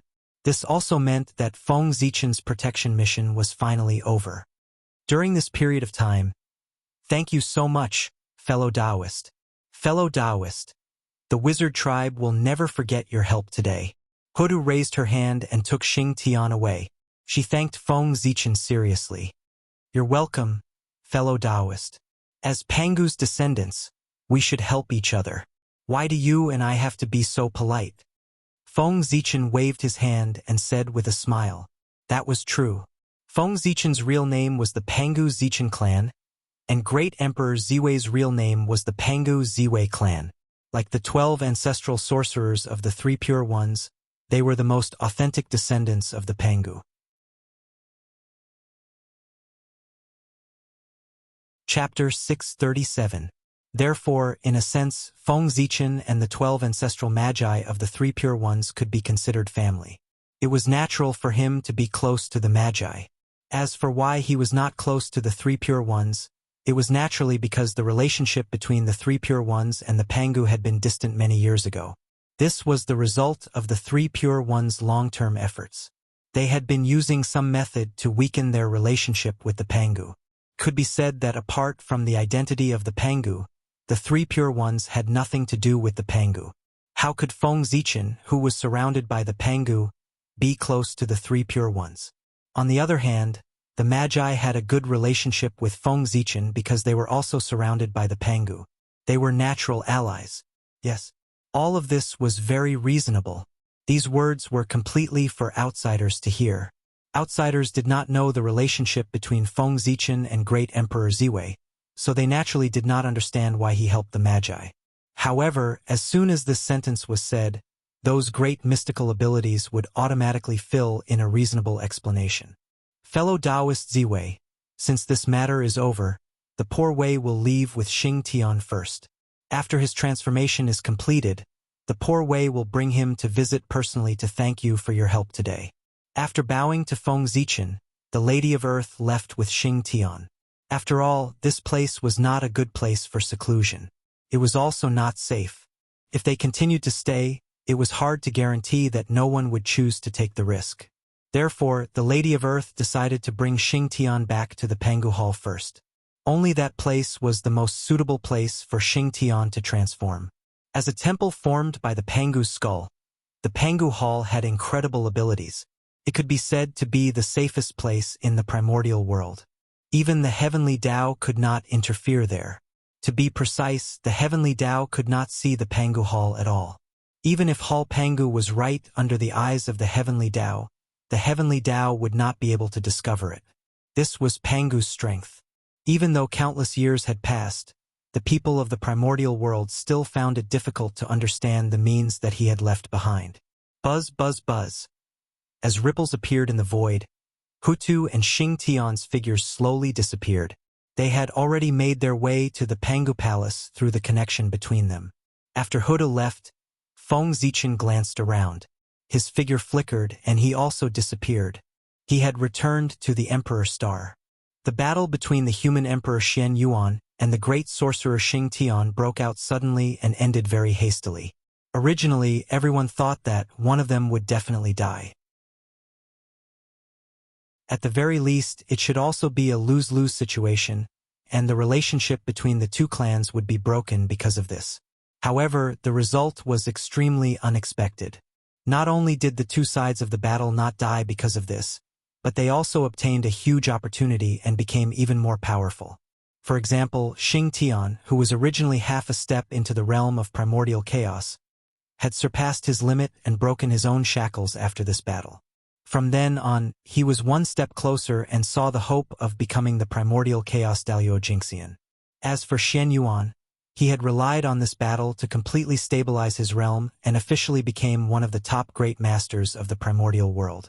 He had become even more difficult to deal with. Moreover, the most important thing was that after this battle, not only were the two of them not injured, but they had also gained something and their strength had greatly improved. This also made it so that the scene of the relationship between the two clans breaking up that everyone had expected did not happen.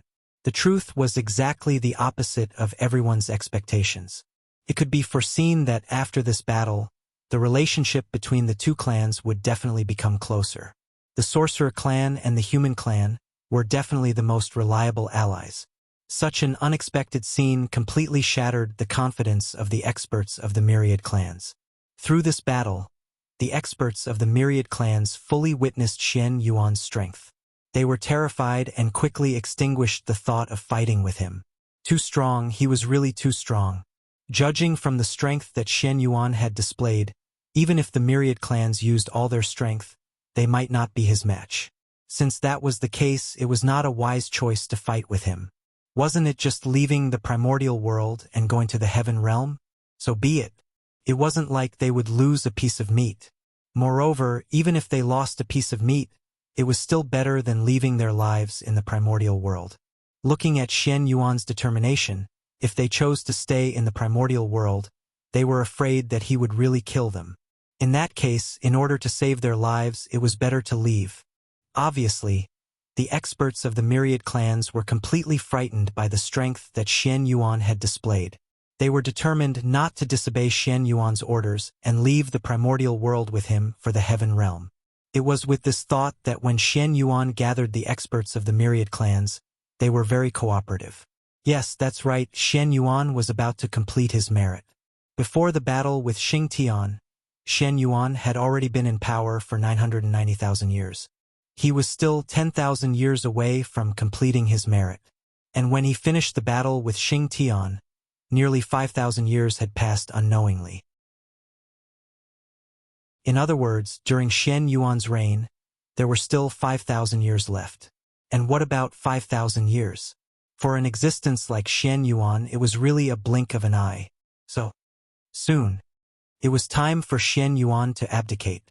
On this day, in the millionth year of the human emperor's calendar, the experts of the myriad clans gathered in the ancestral land of the human race, displaying the grand occasion of the primordial world.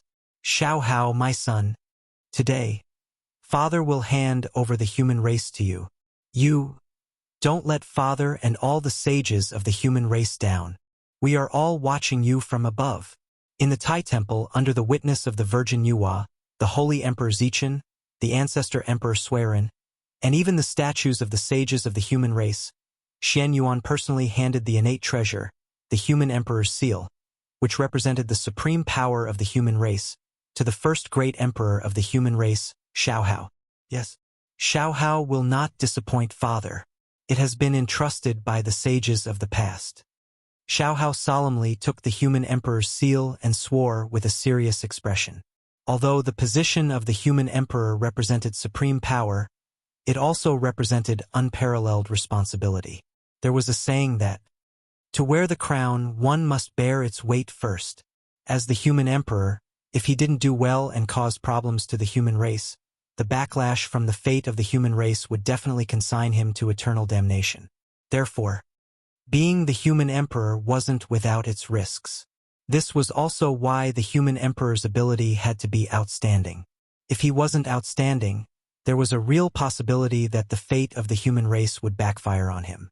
In the Tai Temple, with the change of owner of the human emperor's seal, the supreme power of the human race was officially handed over.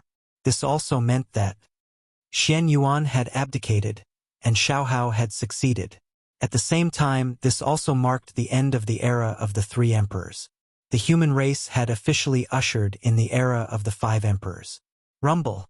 The moment Xian Yuan abdicated, in the depths of unknown time and space, in the mysterious river of fate, unprecedented changes occurred. The fate of the human race was completely boiling.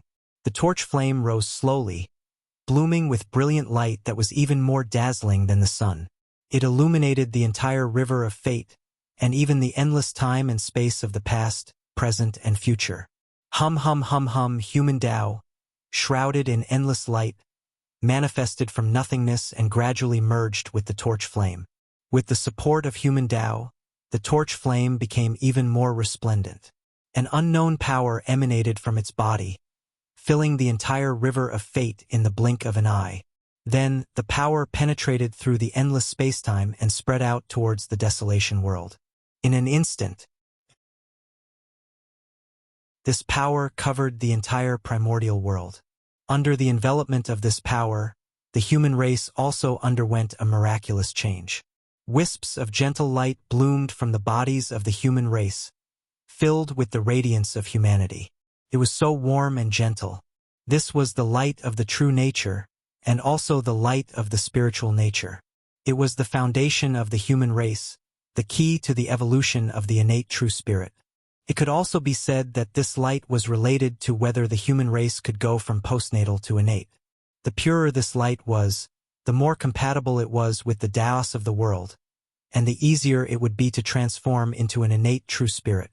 On the contrary, the more impure this light was, the more difficult it was to conform to the great Tao, and the more difficult it would be to cultivate. At the beginning of human life, the mind was pure, neither good nor evil.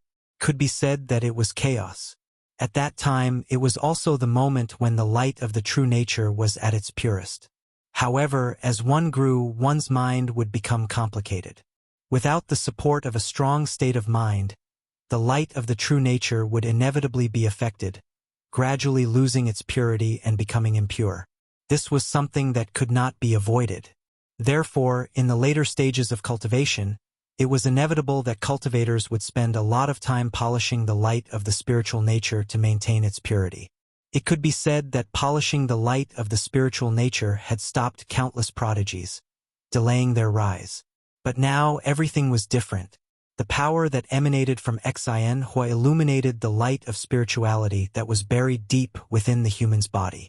It appeared clearly in front of everyone and was constantly cleansing this light with the light of humanity to restore it to its original purity. This was the feedback of the human race's luck. The return of the three sovereigns caused the human race's luck to reach an unprecedented peak, completely ascending to the position of the main character of the world, suppressing the entire wilderness. The human race's luck was too strong, and it broke some kind of limit, connecting with the human Tao in the unseen world, causing it to descend and bless them. In this way, the human race naturally benefited. The baptism of the spiritual nature was just the beginning. If it was just a simple baptism of the spiritual nature, although it could be considered a benefit, it was only a one-time benefit, not beneficial to future generations, and the effect was extremely limited. Therefore, as the mighty power of the human Tao spread out, it gradually merged with the human race's luck and was imprinted in the torch flame. This also meant that, in the future, the torch flame would have the ability to baptize the spiritual nature. And because of the existence of the human race's clan artifact, the Suiren lamp, any human who inherited the spirit of the human race could summon the Suiren lamp to carry the torch flame. Being able to receive the torch flame meant that they could use this flame to baptize the spiritual nature and increase their cultivation speed. This was undoubtedly a good thing for the human race, as it could shorten the time to cultivate experts. The most obvious benefit of an increase in luck was that one's luck would become better, cultivation would become easier, and breakthroughs would become easier. There were too many benefits of the heaven and earth's luck. Otherwise, the saints would not have shamelessly fought for it. This was the source of the chaos, and also the number one treasure in the wilderness. And this number one treasure in the wilderness now belonged to the human race. At this point, the human race had become a piece of fat meat in the eyes of the saints and even many great magicians. Everyone wanted to get a hand in it to seek luck. Sigh. The peaceful days of the human race were gone. Feng Zichen would not be lonely anymore. In the future, he, the saints, and even many great magicians would use the human race as a battlefield. They would use all kinds of methods and rack their brains to fight to determine the ultimate fate of the human race. In the future, would the human race continue to be a puppet in the hands of the saints, or would they transcend and become the true overlords of the world? All of this would depend on the battle between Feng Zichen and the saints. Who was the one with the better skills? Oh, the change in the destiny of the human race naturally could not be hidden from Xuanyuan's perception. However, this did not prevent him from leaving the wilderness, because he knew it was his departure. that the destiny of the human race would undergo such a huge change. The future belonged to the young after all. Although the older generation could be immortal and protect the race forever, if there was no rise of the younger generation, it meant that the race had lost its vitality. And a race that did not even have vitality, how could there be a future? It would eventually decay. Therefore, there were experts who rose in every generation, which was the symbol of a race's eternal prosperity. At this time, what the older generation had to do was to release their power in time and make room for the younger generation so that they could have the opportunity to display their ambitions and verify their path. The 5 innate clans did this very well. After every calamity, the rulers of the 5 innate clans would relinquish their power and hand it all over to the young people. They would go to the 4 extremes to pursue the supreme path. This point was worth learning from the human race. Oh, everyone, take another look at the great mountains and rivers of the wilderness. It's time for us to leave. After taking one last look at the wilderness, Shenyuan Yulong rose to the sky, and with him were the experts from the myriad clans. At this point, the glory of the myriad clans had completely come to an end. The wilderness also ushered in the era of the human race. Sweeping away the myriad clans, repeating civilization, and establishing the supreme foundation of the human race was the achievement of the 3 emperors and their figures. Now, the human race was suppressing the wilderness. None of the myriad clans dared to compete with them. They all had to obey their orders. This was the symbol of the 3 emperors' merit. The 3 emperors had succeeded. They brought with them the era that belonged to them. They ascended to the sky, and the human race and even the wilderness would usher in the era of the 5 emperors. The foreign enemies had been wiped out by the 3 emperors, and the wilderness no longer had a match for the human race. And the mission of the 5 emperors was to govern the human race and rebuild its glory. With the foundation left behind by the 3 emperors, what the 5 emperors had to do was to work hard to develop the human race and constantly increase its foundation so that it would continue to grow stronger. In this vast wilderness, it would create a glory that belonged to the human race. The witches and demons had never been the goal of the human race. Surpassing them was the goal of the human race. Although the witches and demons were strong, they were not the protagonists of heaven and earth. But the human race was. Therefore, if they could not surpass the witches and demons, then the human race would not be worthy of the title of the protagonist of heaven and earth. Chapter 638. What was the protagonist of heaven and earth? The strongest race in the primordial world.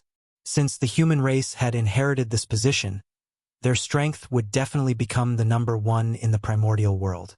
And this number 1 did not refer to the number 1 in the current world, but the number 1 in the past, present, and future and countless spacetime, to surpass all the forces in the primordial world. In the current world, although the human race was the number 1 race in the primordial world, in the upper stream of the long river of time, the mark of the shaman and demon race still existed. That powerful aura was imprinted in the deepest part of space-time, eternal and indestructible. It was like 2 immortal monuments, suppressing the past, making it difficult for countless later races to reach. The shaman and demon race were the 2 mountains in front of the human race. Their strength was deeply ingrained in the bones of the great divine beings. If the human race could not surpass them, then in the eyes of the great divine beings, the human race would be puppets supported by the heavenly Tao. They could not be considered the true protagonists of heaven and earth and would be at their mercy. They would be far from being able to receive the same treatment as the shaman and demon race. Picking the tallest out of the shortest was referring to the human race. Therefore, only by surpassing the shaman and demon race could the human race get rid of the current awkward situation and make the great divine beings fearful and not dare to casually take advantage of the human race. However, how difficult was it to surpass the shaman and demon race?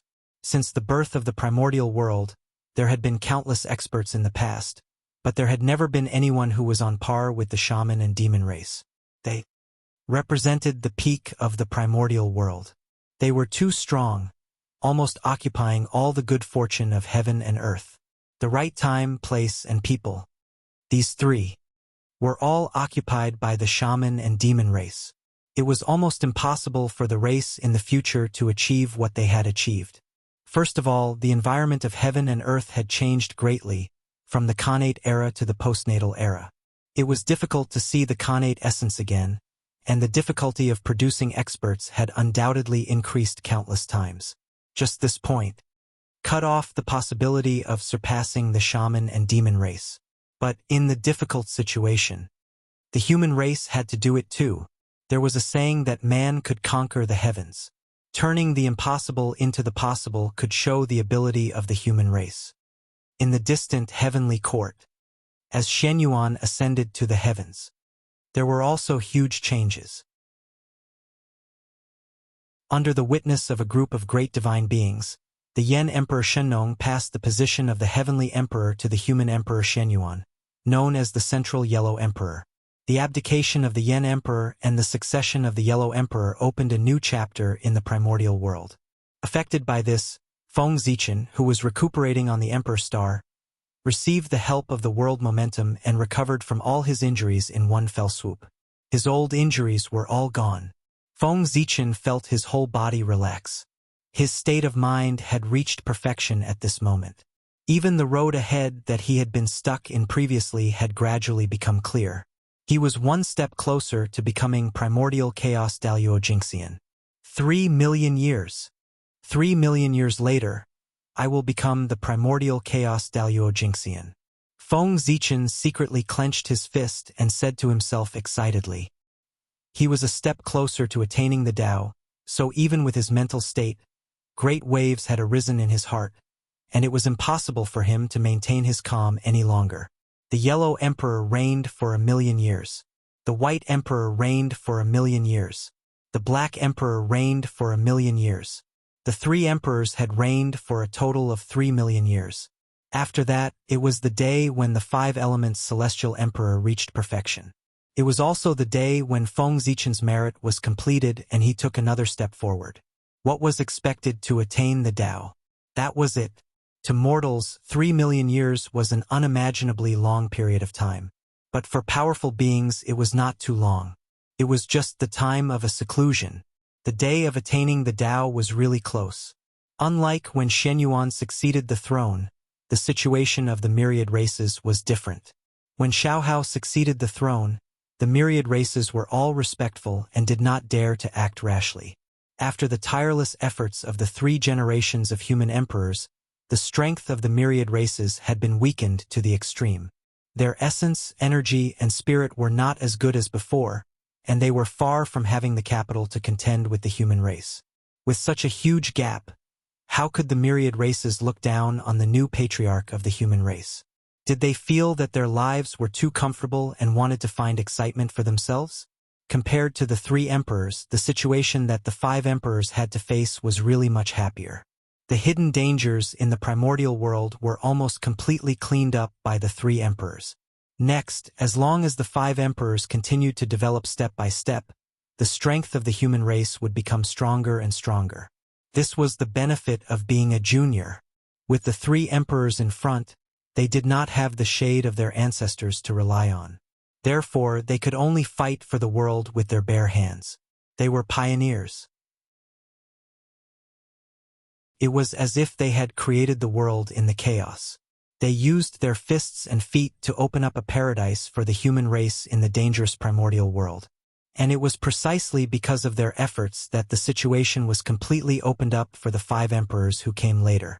It could be said that the 3 emperors were the rich generation. They started from scratch and built a huge foundation. As for the 5 emperors, they were the rich second generation. Because of the efforts of their ancestors, they saved the time to accumulate primitive capital. One step at a time. With the capital of their ancestors, the 5 emperors could easily open up the situation. The difficulties they had to face were naturally much easier than those of the 3 emperors. At the very least, during the period of the 3 emperors, the human race did not have as many experts as they did now. In the early period of Xiaohao's reign, he established a strange system. He used all kinds of birds as civil and military officials. The specific division of labor was carried out according to the characteristics of different birds. The phoenix was in charge of the birds, then the swallow was in charge of spring, the shrike was in charge of summer, the parrot was in charge of autumn, and the golden pheasant was in charge of winter. In addition, he sent 5 kinds of birds to manage daily affairs. The filial partridge was in charge of education. The ferocious pheasant was in charge of military affairs. The fair cuckoo was in charge of construction. The majestic eagle was in charge of law. The eloquent turtledove was in charge of speech. There were also 9 kinds of birds in charge of agriculture, so that the people would not be licentious. The 5 kinds of pheasants were in charge of carpentry, painting, pottery, dyeing, and leatherworking. This was the original system of the human race, and it was also the source of the various official positions of the human race in the future. It was precisely by relying on these systems that the human race developed in an orderly manner under Xiaohao's governance. Their strength was increasing rapidly at a speed visible to the naked eye. The prosperity of the human race began from this. Of course, while developing the human race, Xiaohao did not forget the myriad races. Unlike his father, Shenyuan, Xiaohao did not blindly suppress the myriad races. Instead, he tried his best to promote them to integrate into the human race so that they could create a prosperous era in the primordial world together. According to the different characteristics of the myriad races, Xiaohao arranged them in suitable positions one by one. He used their unique abilities to contribute to the great cause of the human race and the prosperity of the primordial world. For example, the Wood Spirit clan, who was naturally close to spiritual herbs, Xiaohao arranged for them to cultivate spiritual herbs for the human race's daily needs. The Earth Spirit clan, who was naturally close to the earth, Xiaohao asked them to sort out the earth veins and create large amounts of spirit fields for the human race. There were also the Fire Spirit clan, who was good at controlling fire. Xiaohao asked them to refine weapons or refine pills for the human race's warriors. Such situations. There were simply too many to count. In short, every race, Xiaohao could find a suitable position for them. He would not let them be idle and let them shine for the great cause of the human race. Of course, Xiaohao did not oppress the myriad races blindly. He only took a portion of the benefits obtained by the myriad races, not all of them. If he really did so, no matter how strong the human race was, the myriad races would rebel. This was the leak. He could not cut it too harshly. Otherwise, it would be troublesome if his roots were hurt. Even the leak was like this. Not to mention the myriad races. For the myriad races, Xiaohao still had to be comforted from time to time. After all, back then, Shenyuan suppressed the myriad races too ruthlessly and almost broke their roots. Now, with the rise of the human race and the decline of the myriad races, the setback then was a little outdated and did not match the current situation.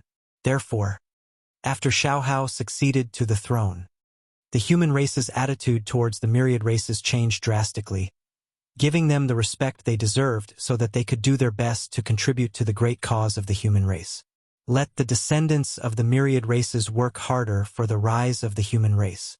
Tearful. Time flew by. In the blink of an eye, 700,000 years had passed.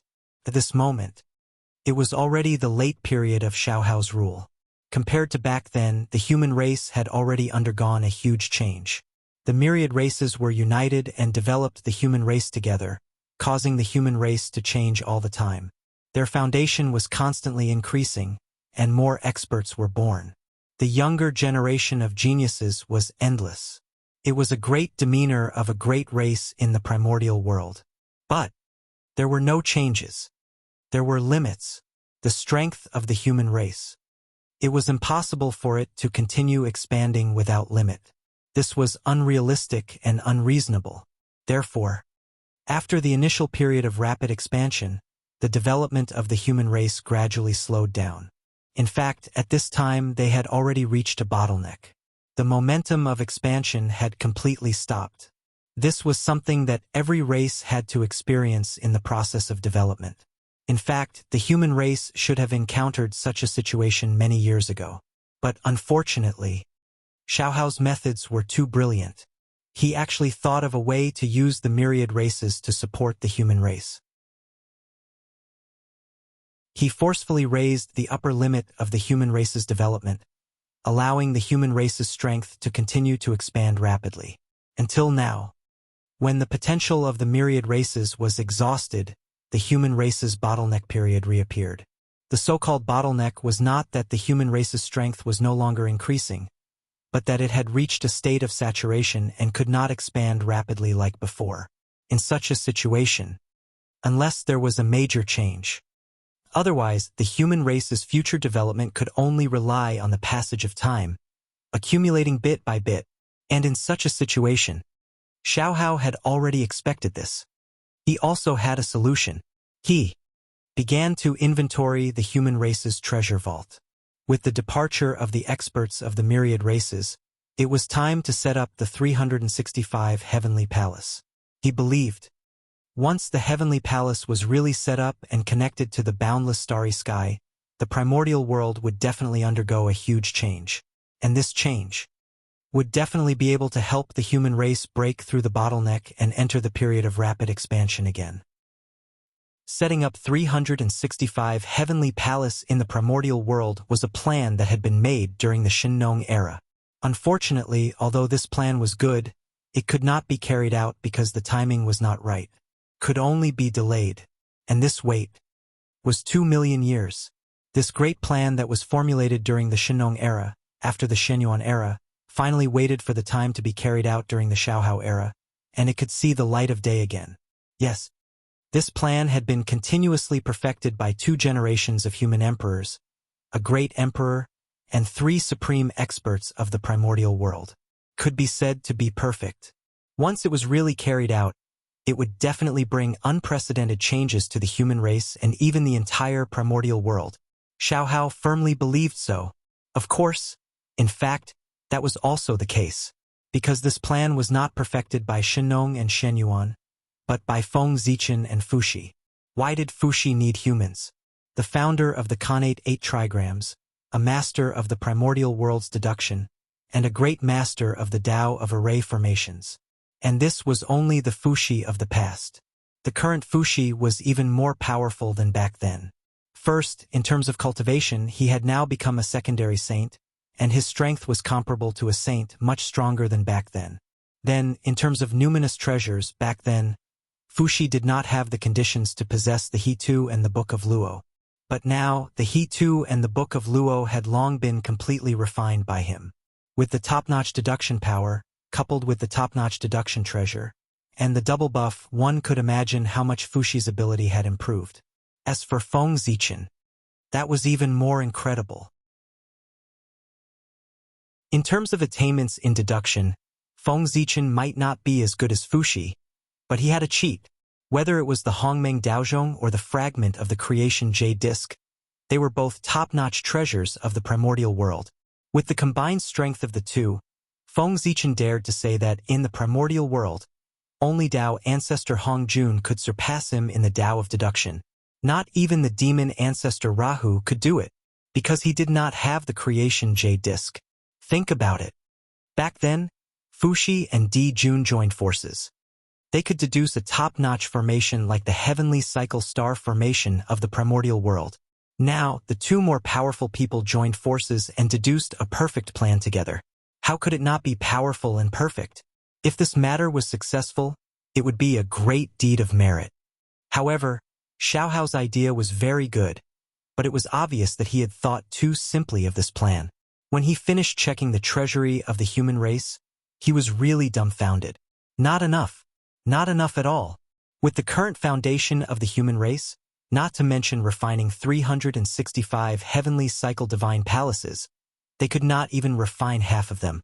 According to Xiaohao's estimation, even if the human race used everything they had, they could only refine more than 100 heavenly cycle divine palaces. But this was far from enough. It was only then that Xiaohao realized that he had overestimated the human race. In the end, the world was different.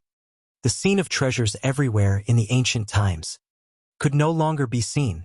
Therefore, even if the human race occupied more than half of the resources in the primordial world, the benefits they obtained were just a drop in the bucket for refining the heavenly cycle divine palaces. Compared to the ancient times, the quality of the resources now was undoubtedly worse. One was innate, one was postnatal. The difference of one word was the difference between heaven and earth. In the ancient times, a casual breath of a cultivator was better than dozens of days of bitter cultivation now. This was the difference. In such an environment, even if the human race dominated the entire primordial world, they would not be able to collect anything good.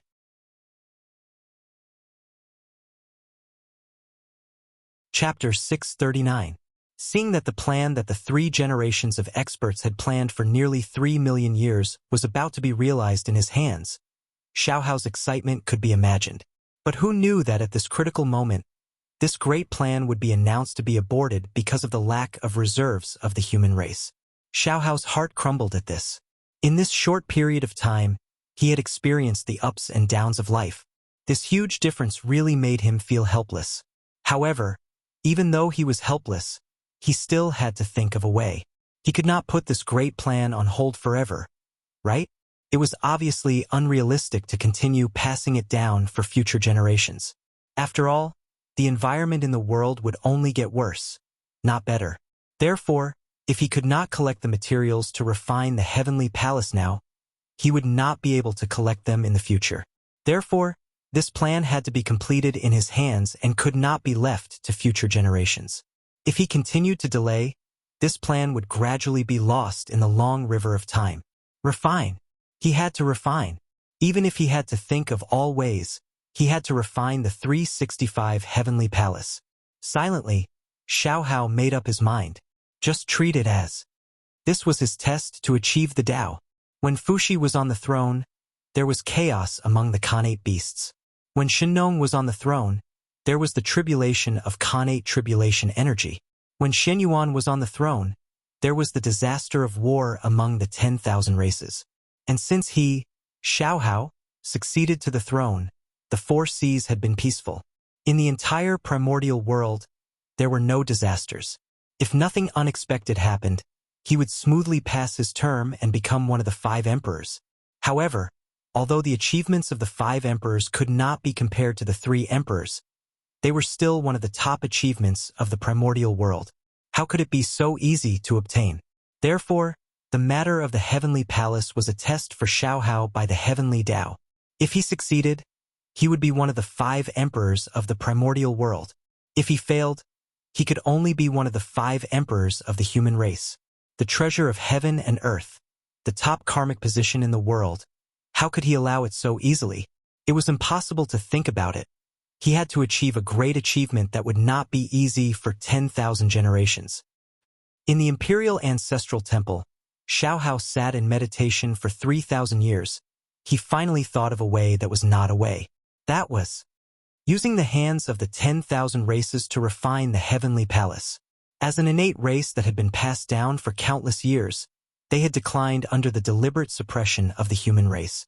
However, it was undeniable that their foundation was definitely much deeper than that of the human race.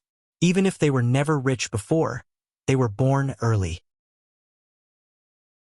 As early as the ancient times, or even the ancient times, they had already existed.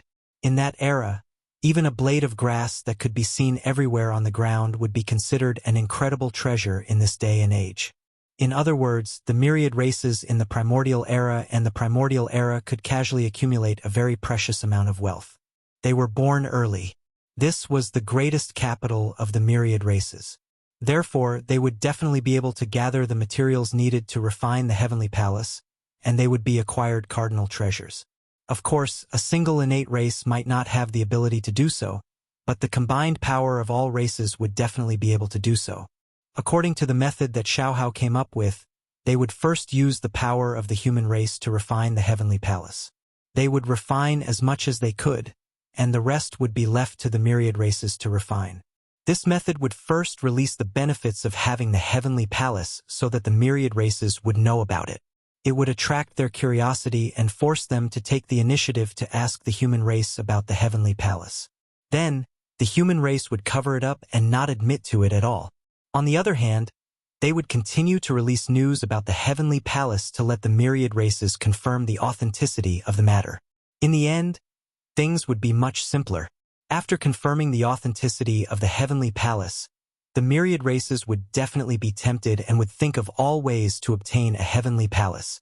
The heavenly palace had the ability to go against the innate. The cultivation environment was comparable to the famous mountains and rivers of ancient times. Could support Daluo Jinxian's cultivation. Such a powerful ability was the hope of a race's rise. Therefore, as long as the myriad races were smart, they would see the benefits of having the heavenly palace. And the human race, who had the heavenly palace, could use it to control the myriad races and make them contribute materials for the human race to refine the heavenly palace. Of course, if the myriad races wanted to willingly give up enough materials to refine the heavenly palace, the human race would have to pay a price.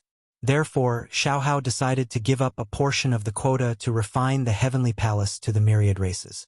After learning about the universal shrine, the myriad races would definitely be eager to learn more about it. Hence, they would constantly ask the human race. Seeing the myriad races like this, the human race naturally knew that the matter of the heavenly palace had been completely exposed and could no longer hide it from the myriad races. At this time, Xiaohao had to appear at the right time. In consideration of the myriad race's hard work and great contributions, the human race decided to give up a portion of the quota to refine the heavenly palace to the myriad races. However, there were too many myriad races and the quota was limited. They could not easily give it away. Therefore, the human race had to think carefully about which race was more suitable to give these quotas to.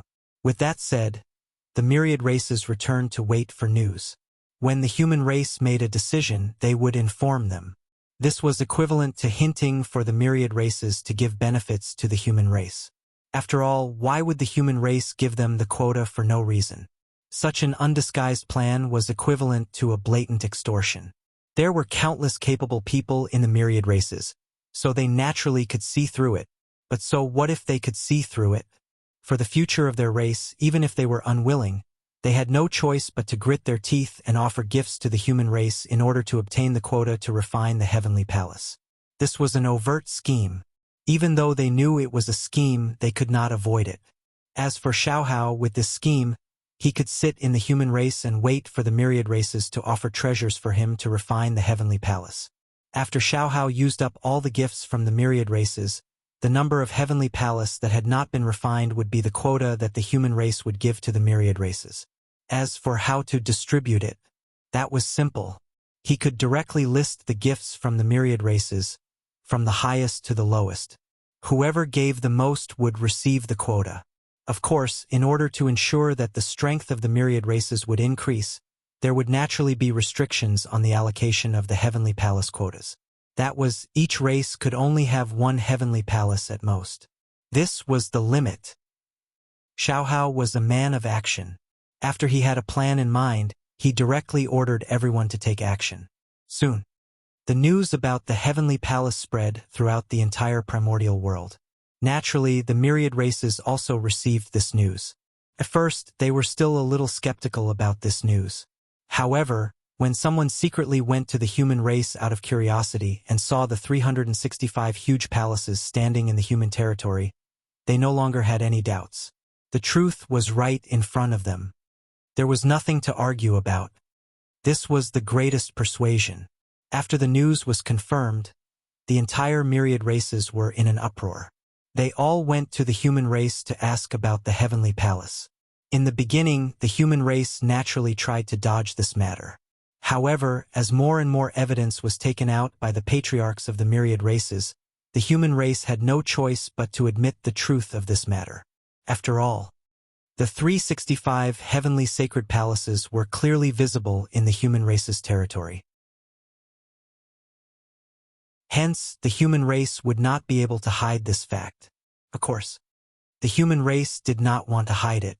What happened after that was much simpler. Everything was going according to Xiaohao's plan. Time flowed like water. Unknowingly, hundreds of thousands of years had passed.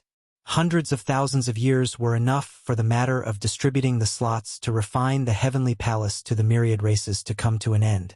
Although, the final outcome of this matter, there were slight differences from what Xiaohao had expected. However, in general, it did not affect the overall situation. Instead, it was even more perfect. According to the outcome that Xiaohao had expected, the slots to refine the heavenly palace should have fallen into the hands of a few Khanate clans. After all, they were the strongest and had the deepest foundation. Naturally, they were extremely generous when they made a move. It was normal for the quota of refining the heavenly cycle temple to fall into their hands. However, the outcome was often the most unexpected. Among the myriad races, some of the Khanate clans whose strength was in the upper middle class were deeply aware that their strength was far from being comparable to those Khanate clans. Therefore, it was almost impossible for them to obtain the slots to refine the heavenly palace this time. They would definitely not be able to compete with those Khanate clans. However, if they were asked to give up just like that, they would not be willing. That was the hope of rising up. In this primordial world where the cultivation environment was getting worse and worse, it was not easy to see the hope of rising up. No matter who it was, they would not give up so easily. They had not tried, so how could they know that they would not succeed? As the saying goes, when one is poor, one will change. In their desperation, those Khanate clans whose strength was in the upper middle class really thought of a way to defeat the Khanate clans. That was to join forces. The strength of a single clan might not be able to compete with the Khanate clans, but the strength of several clans definitely far surpassed the Khanate clans. Based on this idea, the clans that had a better relationship with each other formed small interest groups one after another and joined forces to offer gifts to the human race. As members of the Khanate myriad races, even if there was a difference in strength, the difference would not be too great. After all, the Khanate clans that were too weak had long been destroyed in the catastrophe of heaven and earth. Therefore, when several clans joined forces, they would definitely surpass a single Khanate clan. The Khanate clans had failed. With the alliance of these Khanate clans that were in the upper middle class, most of the confident Khanate clans had failed. The gifts that they gave were not as valuable as those of these clans. As for Xiaohao, from the moment he thought of this method, he had already made up his mind to value everything. In other words, he would choose whoever gave him the most benefits. As for whether this gift was given by one party or by many parties, he did not care at all. Could even be said that Xiaohao was happy to see this happen. The significance of a single race possessing a cycle divine palace was completely different from that of multiple races possessing a cycle divine palace. The former could allow that clan to rise again. As for the latter, although it could also allow those Khanate clans to rise again, it would undoubtedly take a much longer time. The same resources were enjoyed by one person alone and shared with several people. The results were completely different. After this unexpected scene happened, Xiaohao wished that he could give all the slots to refine the heavenly temple to those beneficial communities so that they could share the results. But unfortunately, Xiaohao could not. As for why, it could only be said that those Khanate clans had given too much, so Xiaohao had no reason to refuse. After more than 100,000 years, Xiaohao used the strength of the human race and the resources offered by the myriad races to refine a total of 240 heavenly temples. The number of heavenly temples totaled 365. A set of universal sacred palaces consisted of 365 palaces. The human clan had refined 240 of them, leaving 115 universal sacred palaces unrefined. And these 115 heavenly temples were the slots that the human race had allocated to the myriad races. With the completion of the heavenly temples, Xiaohao also came out of seclusion and announced the list of slots to the myriad races. When this name was announced, the myriad races were in an uproar, especially those Khanate clans that had failed. They were extremely vexed. Before the incident, who would have thought that there was such a method of joining forces? Of course, even though they were vexed, they still did not dare to let those Khanate clans cause trouble. Not to mention that the human race would not allow it. Even if those Khanate clans joined forces, they would not be able to deal with them. Therefore, it was fine if they did not cause trouble. Once they did, they would definitely be the ones to suffer. But no matter what, losing the heavenly temples was undoubtedly a huge loss for these Khanate clans. Others had them, but they did not. If there were no accidents, as time passed, they would eventually be surpassed by others. They were used to being high and mighty, so how could they tolerate others looking down on them? The failure this time finally became the last straw that broke the camel's back. It caused the emotions that those Khanate clans had accumulated for countless years to completely erupt. They had had enough. They had had enough of the oppression of the human race. Therefore, they decided to leave. They wanted to follow in the footsteps of their ancestors and head to the heaven realm. If they continued to stay in the primordial world, they would never have the chance to surpass the human race. They could only live under the oppression of the human race. Since that was the case, they might as well go to the heaven realm and try their luck. That place still maintained the innate environment. Compared to the primordial world, it was undoubtedly more suitable for them, the innate clans. Of course, it was also more dangerous. But if they went there with their innate clan's identities, they might be able to make a name for themselves. Wasn't that better than continuing to stay in the primordial world? Cultivators, it was in the word, fight. Fight for fate with the heavens. Fight for luck with the earth. Fight for wealth with others. In the past, they did not fight, so today they were bullied by the human race. Now, if they did not fight, they would completely decline. Therefore, they wanted to go to the heaven realm to fight and see if they could surpass the human race. Just as some of the Khanate clans were preparing to evacuate the primordial world, Xiaohao was not idle. He began his great cause of establishing the heavenly temples.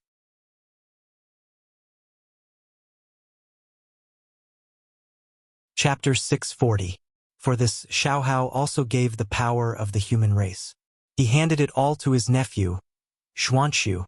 Xuanxu was the grandson of the emperor. He was the grandson of human Emperor Shenyuan and the nephew of Emperor Xiaohao. At the same time, he was also the reincarnation of the Water Dragon Lord, the patriarch of the Water Dragon clan in the ancient times.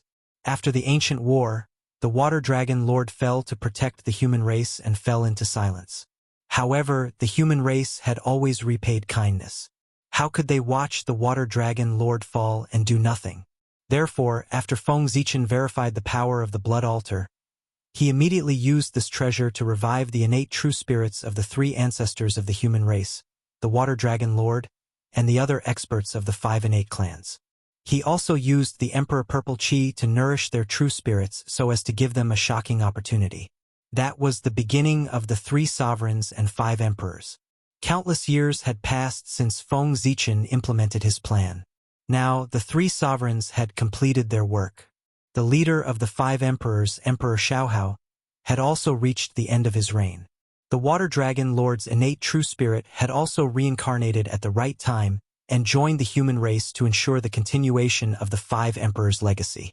As the reincarnation of Daluo Jingxian, Xuanxu was the same as his predecessors. He was born with incomparable talent and could be said to be the number 1 person of the younger generation. It was his outstanding performance that attracted Xiaohao's attention. After a series of tests, Xiaohao was extremely satisfied with Xuanxu and groomed him as his successor. As Xiaohao gradually focused his energy on building the Heavenly Cycle Palace, he inevitably had no time to care about the matters of the human race. Therefore, at this time, as his successor, Xuanxu could step forward and take charge of the human race for him.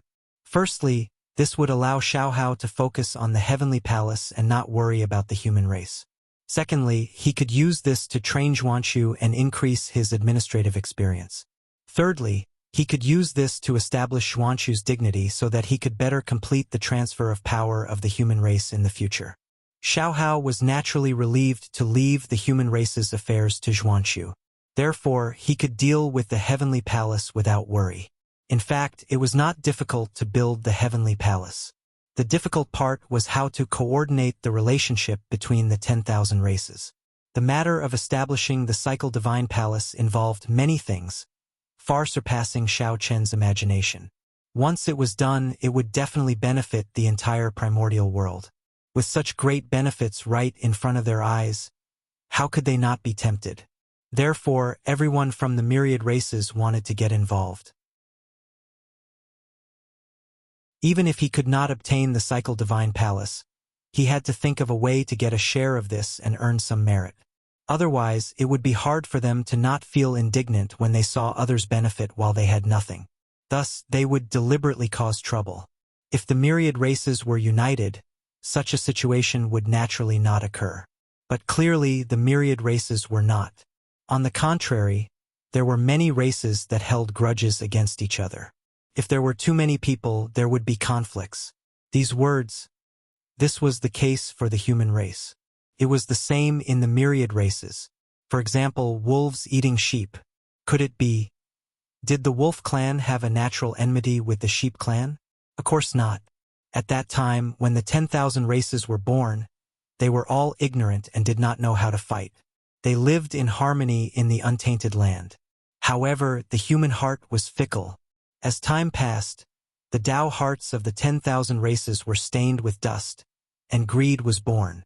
At this point, whether it was for benefits for the Tao or for quarrels, in short, the 10,000 races gradually started to fight. Some hatred would slowly dissipate with the passage of time. However, some hatred would become more and more unforgettable as time passed. Therefore, this turned into a feud. What was a feud? A feud of generations. Only when one side was completely exterminated would this feud be eliminated. However, if the two sides were unable to completely exterminate the other side, then after a long period of silence, this hatred would appear in another way.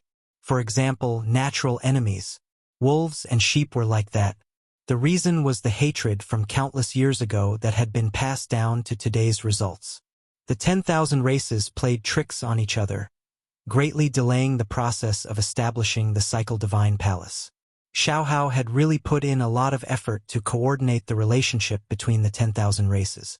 Of course, although Xiaohao was vexed by these things, he was still happy to see them like this. After all, the 10,000 races that were full of contradictions were more reassuring than the 10,000 races that were united. While the 10,000 races were playing tricks on each other, Xiaohao was not idle either. He was doing something. He secretly set up some restrictions on the Cycle Divine Palace that was about to be given to the 10,000 races. These restrictions were not to restrict the ability of the Cycle Divine Palace to make its ability to transform spiritual energy inferior to that of the human race. The purpose of doing so was too obvious. It was simply an insult to the intelligence of the 10,000 races. At the same time, it also made the human race seem a little petty. Therefore, Xiaohao disdained to do so. The purpose of setting up these restrictions was to prevent the 10,000 races from using the Cycle Divine Palace to threaten the human race after they gained control of it. 365 Cycle Divine Palaces stood on the untainted land, secretly complementing Zhouxing. They formed the Galaxy Cosmic Light Array, evolved the Pangu God, and protected the Earth Veins. At the same time, this was also a method to deal with enemies. Once the array was activated, the combination of the power of Zhouxing and the power of the Earth Veins could easily suppress any existence below primordial chaos.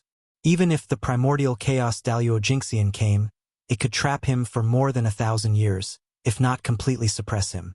This was a form of protection for the untainted land. At the same time, it was also one of the trump cards of the human race. But all of this was on the premise that all the Cycle Divine Palaces were still under the control of the human race. But now, because the human race's foundation was limited, they could not refine all the Cycle Divine Palaces. Emperor Xiaohao had no choice but to divide a portion of the Cycle Divine Palaces and hand them over to the 10,000 races to refine. In this way, although the Cycle Divine Palaces were still a method to protect the untainted land, they could not be considered the trump card of the human race. Think about it. If the human race activated the Cycle Divine Palaces and fought a bloody battle with the enemy, and the 10,000 races that controlled the Cycle Divine Palaces suddenly turned on them at the critical moment and stabbed the human race in the back, then the human race would be in big trouble. In fact, they did not even need to deal with the human race. They only needed to suppress the power of the Cycle Divine Palaces at the critical moment and prevent them from erupting. Just this point was enough for the human race to suffer. This kind of attack from the inside was the most fatal. Therefore, they had to be on guard against this. That was the reason why Xiaohao had secretly set up restrictions in the Cycle Sacred Palace. This restriction would not hinder the normal operation of the Cycle Divine Palaces, nor would it affect the 10,000 races that lived in it. Its only function was to prevent the 10,000 races from mobilizing the power of the Cycle Divine Palaces at the critical moment. That was enough. If they could not mobilize the cycle divine palaces, the 10,000 races would not be able to stab the human race in the back at the critical moment. Xiaohao's goal would be achieved. In this way, even if the 10,000 races found out, they would not say anything. Because if it were them, they would do the same. For the safety of their race, what was the big deal about using some underhanded methods? This was human nature. Of course, the biggest reason for this was that the human race was strong enough that the 10,000 races could not compete with them. Otherwise, the 10,000 races would definitely cause trouble. After all, understanding was one thing. However, if the things that they had bought with real money were secretly used by others, causing them to be unable to use them at the critical moment, no one would feel comfortable. It was still the same sentence. As long as one was strong enough, one could ignore the rules and make others not dare to say anything even if they were angry. Among the 10,000 races, although they had been trying to trip each other. However, they also knew that the matter of establishing the heavenly cycle of stars was too important. If this matter could not be carried out because of them, then their fate would definitely not be good. Therefore, although everyone was trying to trip each other up, they still had a limit. They would not make too much of a fuss and affect the progress of establishing the cycle divine palaces. Just like that, with the efforts of the 10,000 races, the cycle divine palaces were like bamboo shoots after the rain, standing one after another on the primordial land. Everything was going according to Xiaohao's plan.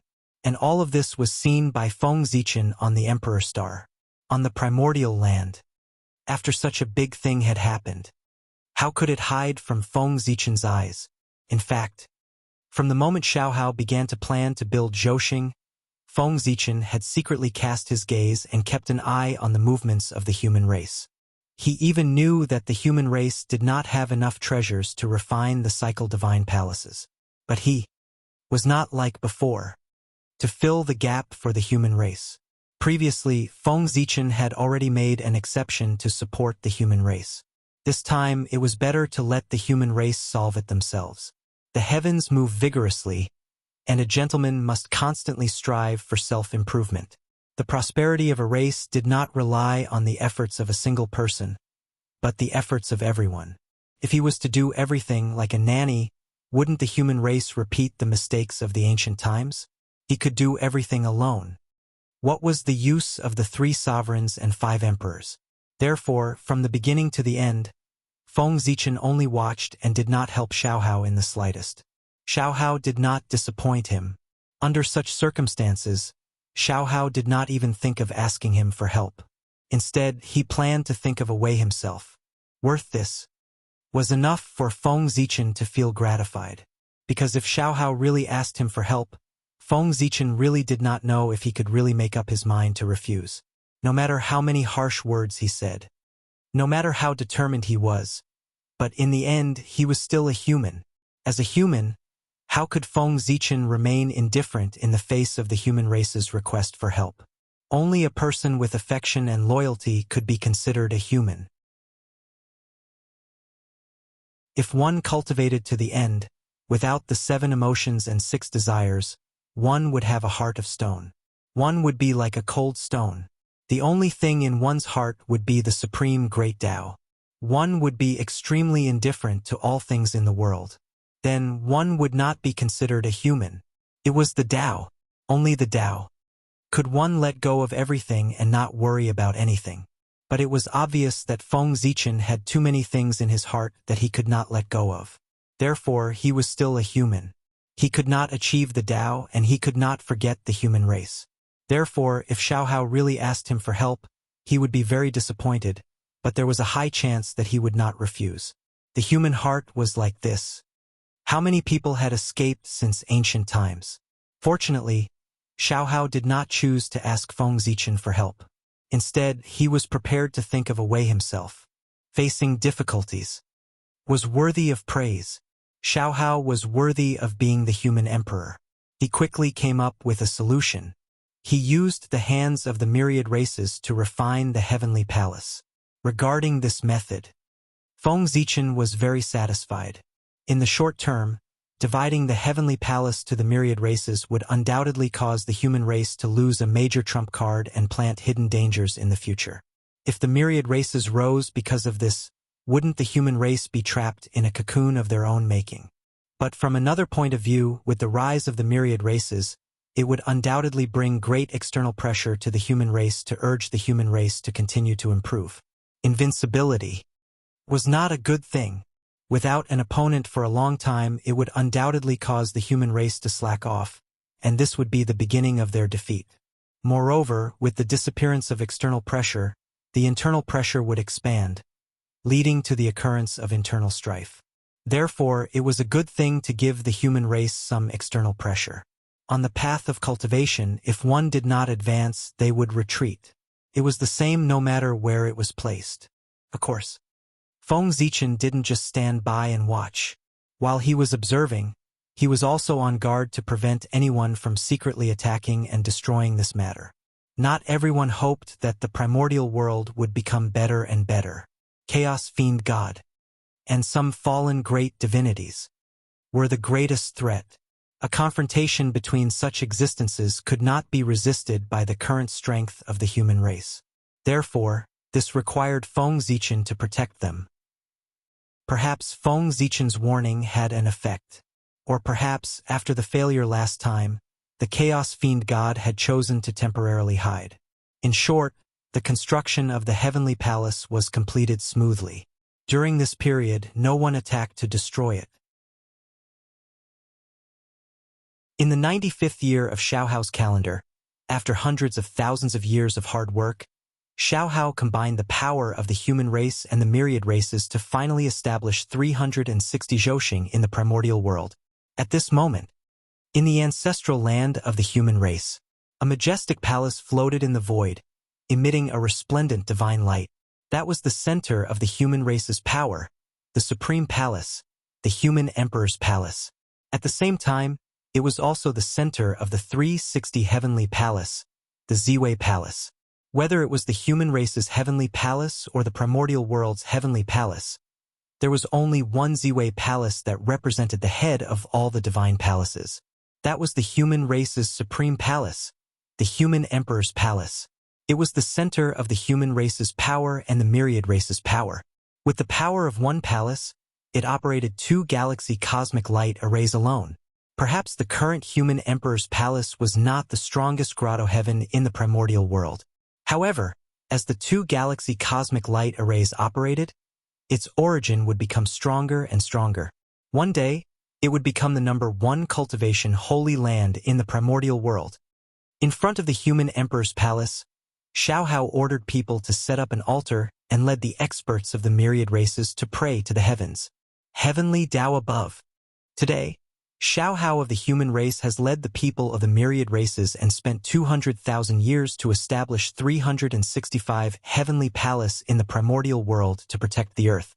We are here to announce to the heavens that we hope the heavens will judge us. Heavenly palace. Establish. As soon as he finished speaking, the heavens immediately sensed it. Instantly, an extremely majestic will. It appeared from the void.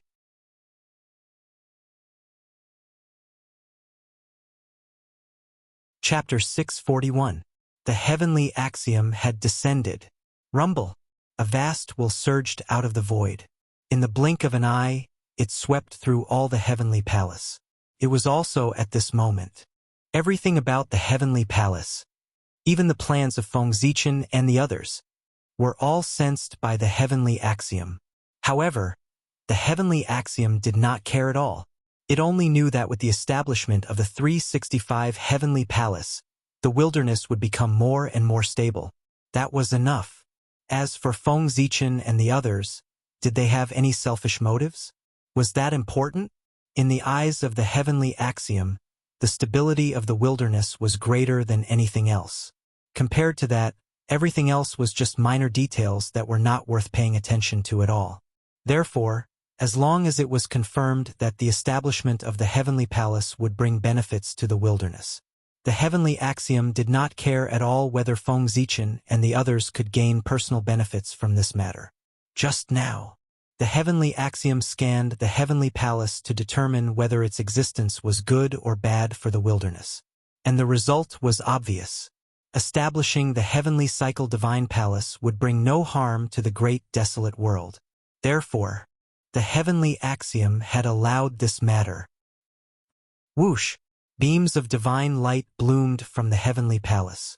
They were incomparably resplendent and pierced through the 9 layers of clouds, forming an inexplicable connection with the Zhousing in the distant firmament. Rumble! At this moment, the stars trembled, each radiating a dazzling light. Unparalleled star power gushed out of their bodies and poured into the corresponding universal palace. Roar, roar, roar! With the support of the star power, the heavenly palace immediately changed. Blurry figures slowly appeared in the palace. They were ancient and mysterious, as if they were strolling in from the past and were about to walk into the present. Those were illusory figures of the heavenly cycle star gods. Every Zhousing would give birth to an innate star god. They were the sons of the stars and the natural lords of the stars. At this moment, the illusory figures of the heavenly cycle star gods were born in the heavenly palace. This meant that they had obtained the approval of the Zhousing and could borrow the power of the Zhousing's origin. At the same time, this also meant that the galaxy cosmic light array had taken shape. In front of the Ziwei Divine Hall, Xiaohao looked at the universe divine hall that was glowing with divine light. He suddenly formed a seal with both hands, pointed at the void, and issued a command. Galactic Cosmic Light Array, rise. As soon as he finished speaking, a change occurred. The divine light that shot into the sky from the universal sacred palace suddenly began to shrink. In the blink of an eye, it had completely shrunk back into the sacred palace. Then, as if it had been compressed to the extreme, the divine light suddenly exploded. Accompanied by countless mysterious runes, it swept in all directions. Dazzling divine light and endless runes flooded the entire untainted land in the blink of an eye. Buzz, buzz, buzz. The stars in the sky trembled. Boundless astral energy descended and was absorbed by the complete heaven-sacred palace. With this assistance, the divine light runes aura skyrocketed and connected into one in an instant. Subsequently, an astonishing change occurred. Rumble! The entire Your Wilds was buzzing, and the myriad Daos were trembling. They seemed to be trembling, but at the same time they seemed excited. Numerous shocking phenomena were born. Amidst the shocking rare phenomena, a vast, ancient, magnificent, and illusionary figure silently descended. Pangu's shadow. No, to be precise, it was Pangu's godly figure.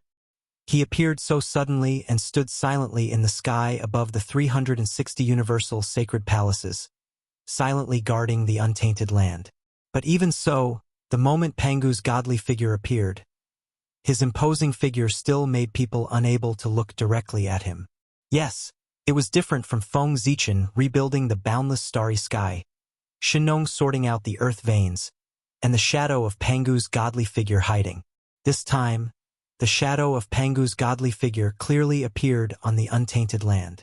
It allowed the myriad races, the powerful beings, and even the chaos demon gods to clearly sense his existence. This was done deliberately by Feng Zichen.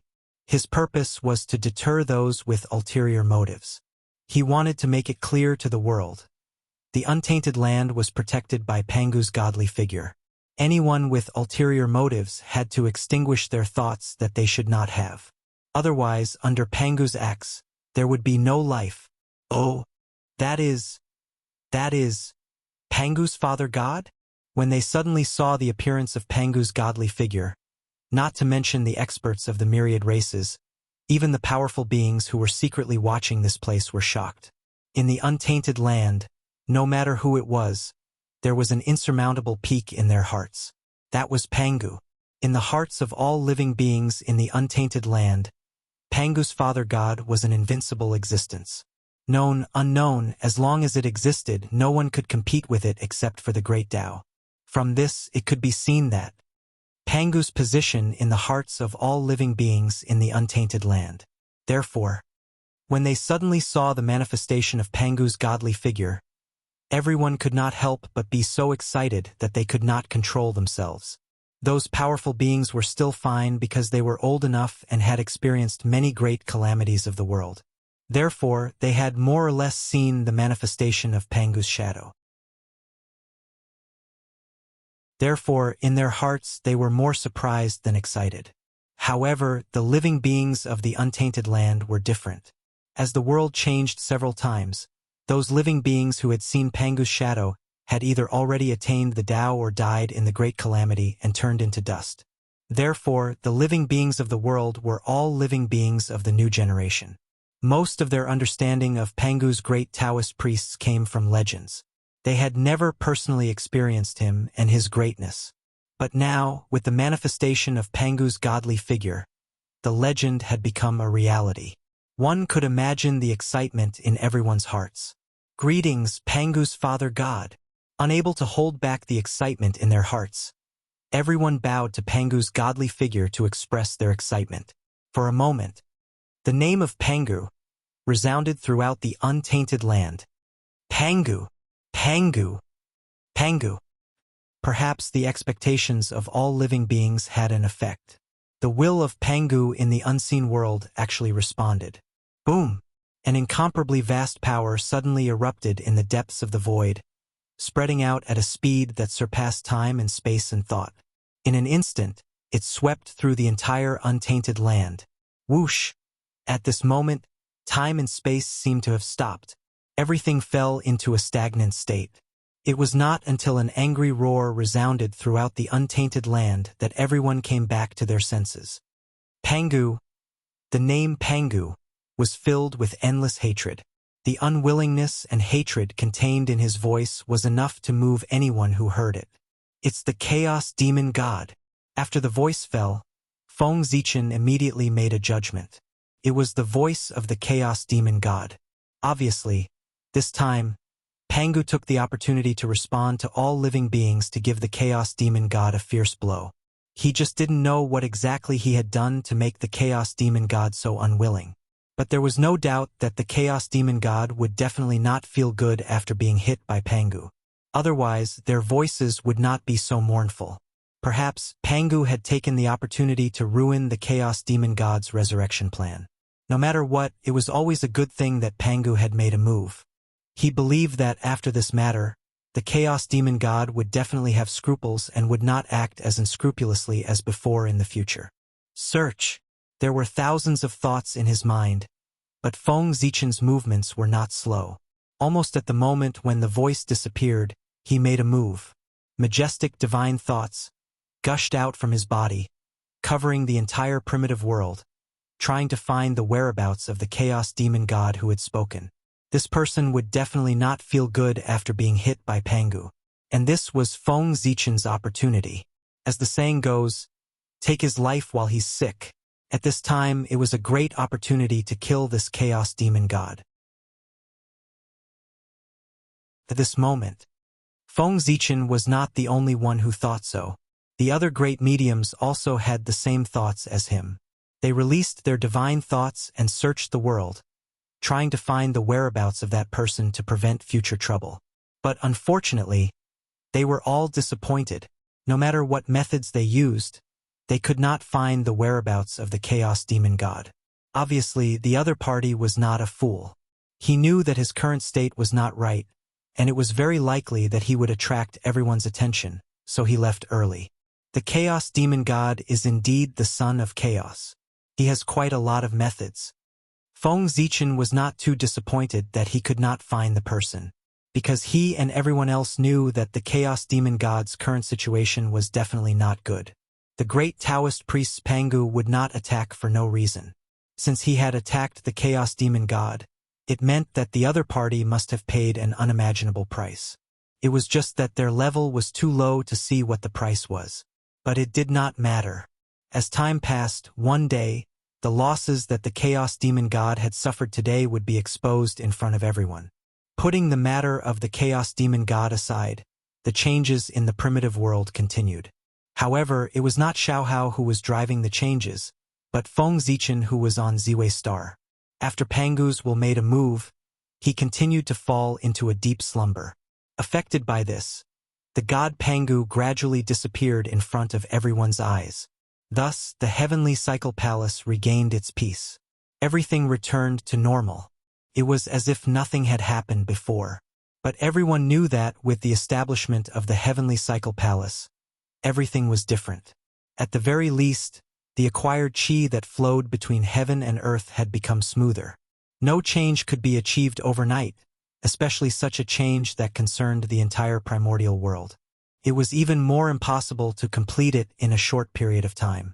It was as if heaven and earth had become easier. As time passed, it slowly changed. Therefore, after the galaxy cosmic light array was activated, the patriarchs of the myriad races bid farewell and returned to their respective races, waiting for the changes in heaven and earth. Of course, before everyone left, the heavenly Tao also gave them the reward they deserved. Not long after the heavenly cycle palace was established, auspicious clouds gathered in the sky, and golden light shone brightly, illuminating the endless mountains and rivers. That was the heaven and earth merit. The appearance of the heavenly cycle palace was beneficial to the stability of the primordial world and the development of heaven and earth. It could be said that it was meritorious to heaven and earth. And with meritorious service, there would be rewards. The heaven and earth merit, this was the best reward for them. Boundless merit fell. Half of it fell into the human race, and the other half was divided equally by the myriad races. At this point, Xiaohao and the myriad races had achieved perfection. However, while they had achieved perfection, Feng Zichen had not achieved perfection. With the establishment of the heavenly cycle palace, the heavens, the earth, and the earth were all overseen by the god of Pangu. And the fulfillment of this condition could help Feng Zichen promote the progress of the primordial world. Then, on the Emperor's star, Feng Zichen stood up with a loud bang. He activated the boundless starry sky with all his might. At the same time, the power of the god of Pangu silently bloomed, enveloping the entire boundless starry sky and covering the fluctuations of the boundless starry sky, causing outsiders to be unable to detect it. That's it. Let's verify my great Tao. With a low voice, Feng Zichen activated the power of the boundless starry sky and resonated with the heavenly cycle palace on the ground and the earth spirit veins underground. Buzz, buzz, buzz. In the space-time that no one noticed, the god of Pangu in the boundless starry sky, the god of Pangu in the primordial world, and the god of Pangu underground quietly appeared. The heavens were the gods, the earth was the qi, and the man was the essence. These three Pangu gods were a trinity, symbolizing the essence, qi, and spirit. Once they met, endless creation was born. Shua, in a trance, the three Pangu gods suddenly merged into one, transforming into a clearer and more mysterious Pangu god. At the same time, with the fusion of the three Pangu gods, the entire primordial world seemed to have become more vivid. Primordial chaos as one. The fusion of the three Pangu gods caused the primordial world to become more complete, more lively, and more mysterious. The Pangu god opened its mouth and sucked in a stream of primordial chaos energy from the primordial chaos outside. When the primordial chaos energy entered its body, it first circled around the boundless starry sky, then flowed into the primordial world, passing through the 12 principal meridians before slowly entering the Dantian. Then, the Dantian produced a Tao fire, refining the qi into a god, returning to the void, and finally fusing with the Tao. It was refined into the purest source of heaven and earth and slowly integrated into the Daluo sky. During this period, part of the primordial chaos energy was refined and integrated into the 12 principal meridians to strengthen the source of the earth and sublimate the earth spirit veins. The heavenly cycle palace, as the hub of the spiritual cave, also received some benefits from transforming the primordial chaos energy. A portion of the primordial chaos energy remained and became the foundation of the Zhouxing to support the Daluo Jingxian. During this process, the ones that received the most benefits were the boundless starry sky and the Daluo sky. While the primordial chaos energy was repairing the Zhouxing sky, it poured into the Daluo sky to maintain its supreme status. The more powerful the source of the Daluo sky was, the more experts it could accommodate. As the Sky Master, Feng Zichen would also receive more benefits. At the very least, if the Daluo Sky became the source of all Daos, Feng Zichen would be able to peek into all Daos and become the master of all Daos. The primordial chaos energy entered the primordial world from the boundless starry sky and flowed to the earth, then returned and integrated into the Daluo sky. It was a great cycle of heaven and earth. At this time, if someone looked at the primordial world from the primordial chaos, they would see a huge figure appear on the primordial world, breathing in the primordial chaos energy from all directions.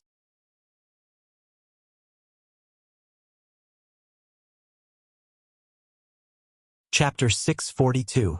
That was Pangu's god. No, it should be Pangu's Dharma Laksana. The huge Dharma Laksana formed by combining the power of the whole untainted land was obviously not suitable to be called a god. Pangu's Dharma Laksana stood above the untainted land and suppressed everything. It breathed in the chaotic chi from all directions and refined the purest origin of heaven and earth to help the heaven and earth complete the great cycle and gradually strengthen the foundation of heaven and earth. This was the road to the promotion of the world. With the formation of Pangu's Dharma Laksana, more and more chaotic chi was absorbed and refined by the untainted land. With the help of this, heaven and earth would slowly grow. The boundless starry sky, the heaven realm, the earth realm, the netherworld realm, the earth, everything would change.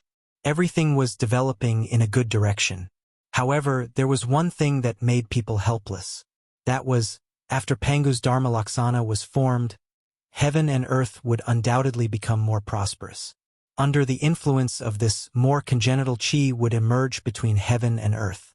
However, because heaven and earth were easier, the untainted land seemed to have been cursed. Under the restriction of the way of heaven, the spirit veins and earth veins that were supposed to give birth to congenital chi could not give birth to congenital chi at all. Every time congenital chi was born from the earth veins, an inexplicable force would appear between heaven and earth, distorting everything and forcibly transforming congenital chi into acquired chi. After the untainted land was shattered several times, the way of heaven finally made up its mind to use coercive means to restrain the power on earth. Transforming congenital chi into acquired chi was the best and most effective method that the way of heaven thought of. Why did Feng Zichen expel the great medium and the human tribe expel the experts of the 10,000 tribes without any hindrance? The reason was that the way of heaven acquiesced to all of this.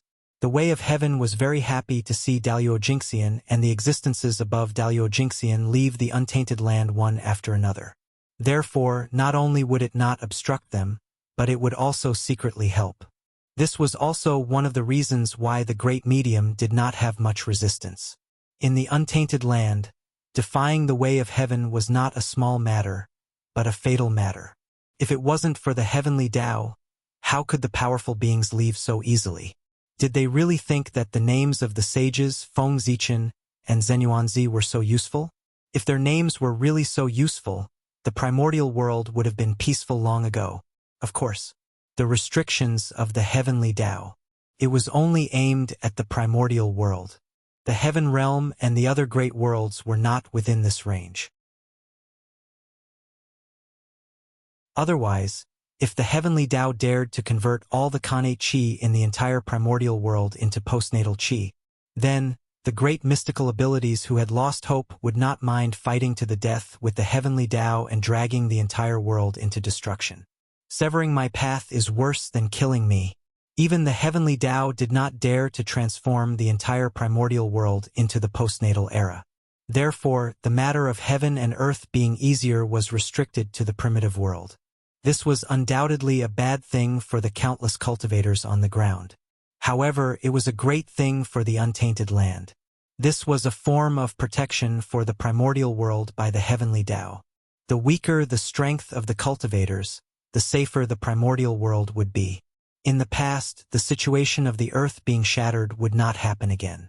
In the eyes of the heavenly Tao, how could the path of hundreds of millions of cultivators be compared to the comfort of the primordial world? It was clear at a glance which was more important. The earth could not produce Kanate Chi, and the extra Kanate Chi would not disappear into thin air. Then where could they go? Naturally, under the push of the heavenly Tao, they surged towards the heaven realm. The heaven realm. It was the center of the power of the primordial world. Now, with the decline of the earth, the Khanate Chi swarmed over, causing its status to become higher and higher. It was faintly showing signs of becoming the center of the heavens. In terms of the content of the Khanate Chi, the current heaven realm, with the support of the entire primordial world, had already surpassed the heaven realm of the ancient times. Moreover, due to the shift in the center of gravity of the primordial world, the heaven realm's proportion in the primordial world was increasing. Endless luck gathered, causing the heaven realm to undergo a second evolution and have the momentum to continue to advance. How could it be ordinary to combine the power of heaven and earth to nurture a realm?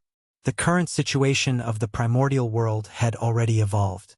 The heaven realm was the strongest realm, gathering a large number of experts in the primordial world. As for the earth, it had evolved from the paradise of the experts to the cradle of the experts. According to the heavenly Tao's thoughts, the earth had already become a tool to transport experts for the heaven realm. This was the future trend. It was also the best outcome. Of course, the heavenly Tao was incomplete. No matter what it did, it could not be perfect. It would always leave a trace of flaw, leaving a chance for all living beings. Therefore, although the heavenly Tao wanted to completely transform the primordial world into the postnatal world, it might not be able to complete this task. The heavenly cycle temple.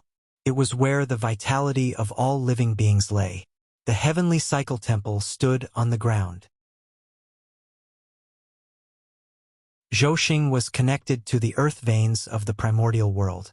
It combined the power of heaven, earth, and man, giving birth to endless creation. Its ability was truly amazing. It had the ability to go against the Khanate heavens.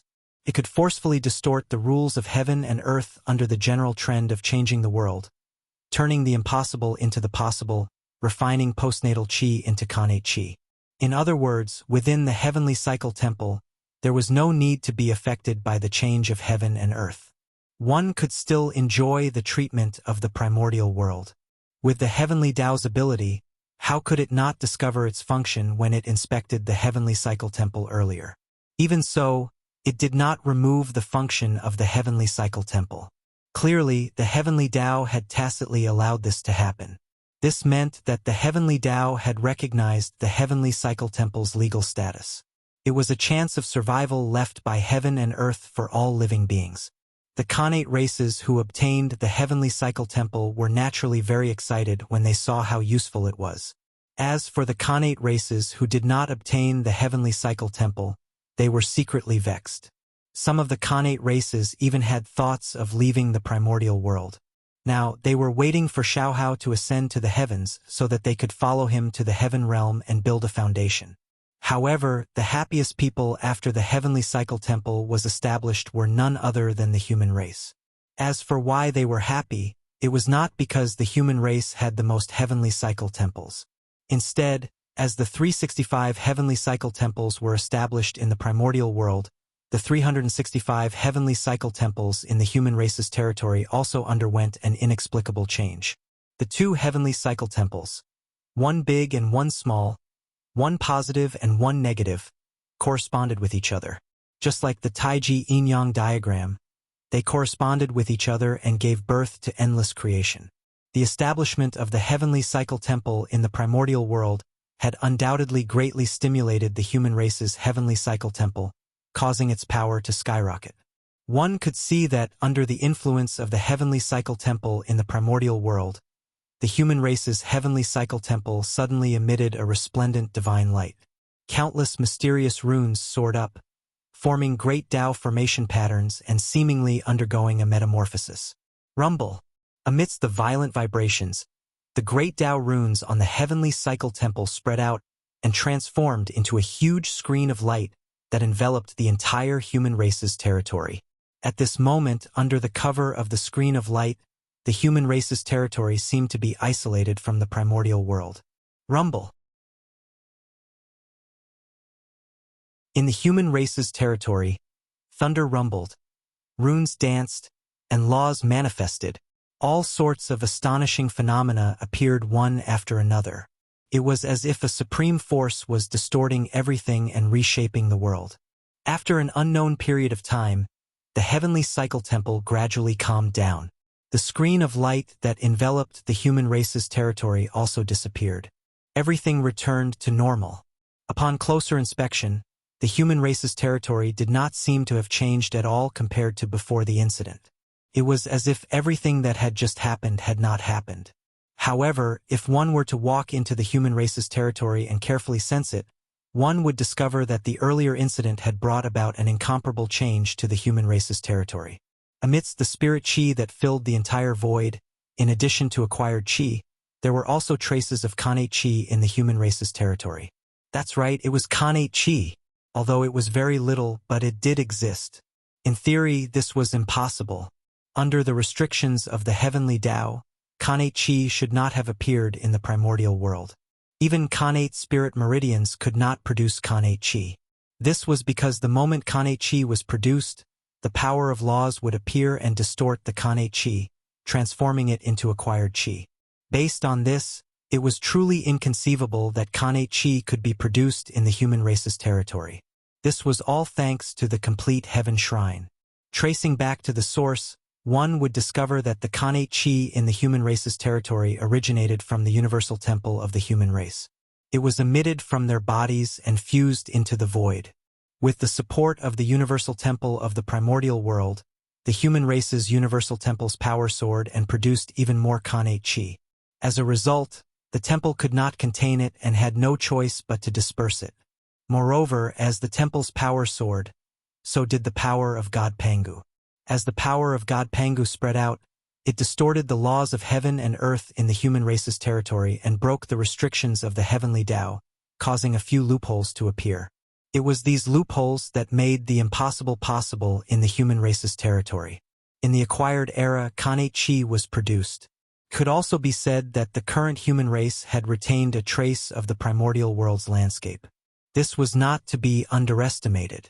Although there was not much Khanate chi in the human race's territory, it was enough for the human race to leave the other races in the dust at the starting line.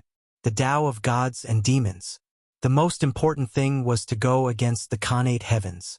In the acquired era, the depletion of Khanate chi would undoubtedly increase the difficulty of going against the Khanate heavens to a hellish level. It could be said that with the arrival of the acquired era, the Tao of the God Fiend had already shown signs of decline in the primordial world. But now, with the reappearance of Khanate chi in the human race's territory, although it was not enough to completely revive the Tao of the God Fiend, it could still preserve its inheritance and produce an endless number of experts. Just this point alone surpassed the myriad races by too much. It was extremely difficult to get started with the Tao of the God Fiend. Those who were not exceptionally talented could not get started. But similarly, once one got started with the Tao of the God Fiend, their achievements would far surpass other cultivation paths. At the very least, in terms of combat strength, the Tao of the God Fiend could be ranked in the top 3. Khanate was the foundation of everything. The advantage of this, as time passed, was enough to let the human race leave the myriad races in the dust. This was the foundation of hegemony. The appearance of Pangu's Dharma idol undoubtedly had a huge impact on the primordial world. Therefore, as soon as he appeared, the great divines of the primordial world sensed something. They felt that the primordial world was slightly different from before, as if it was more lively. But then, no matter what methods they used, they could not find the origin of this change. It was as if it had happened out of thin air. They could not find the traces of the god of Pangu, let alone the Pangu's Dharma idol, which was even stronger than the Pangu.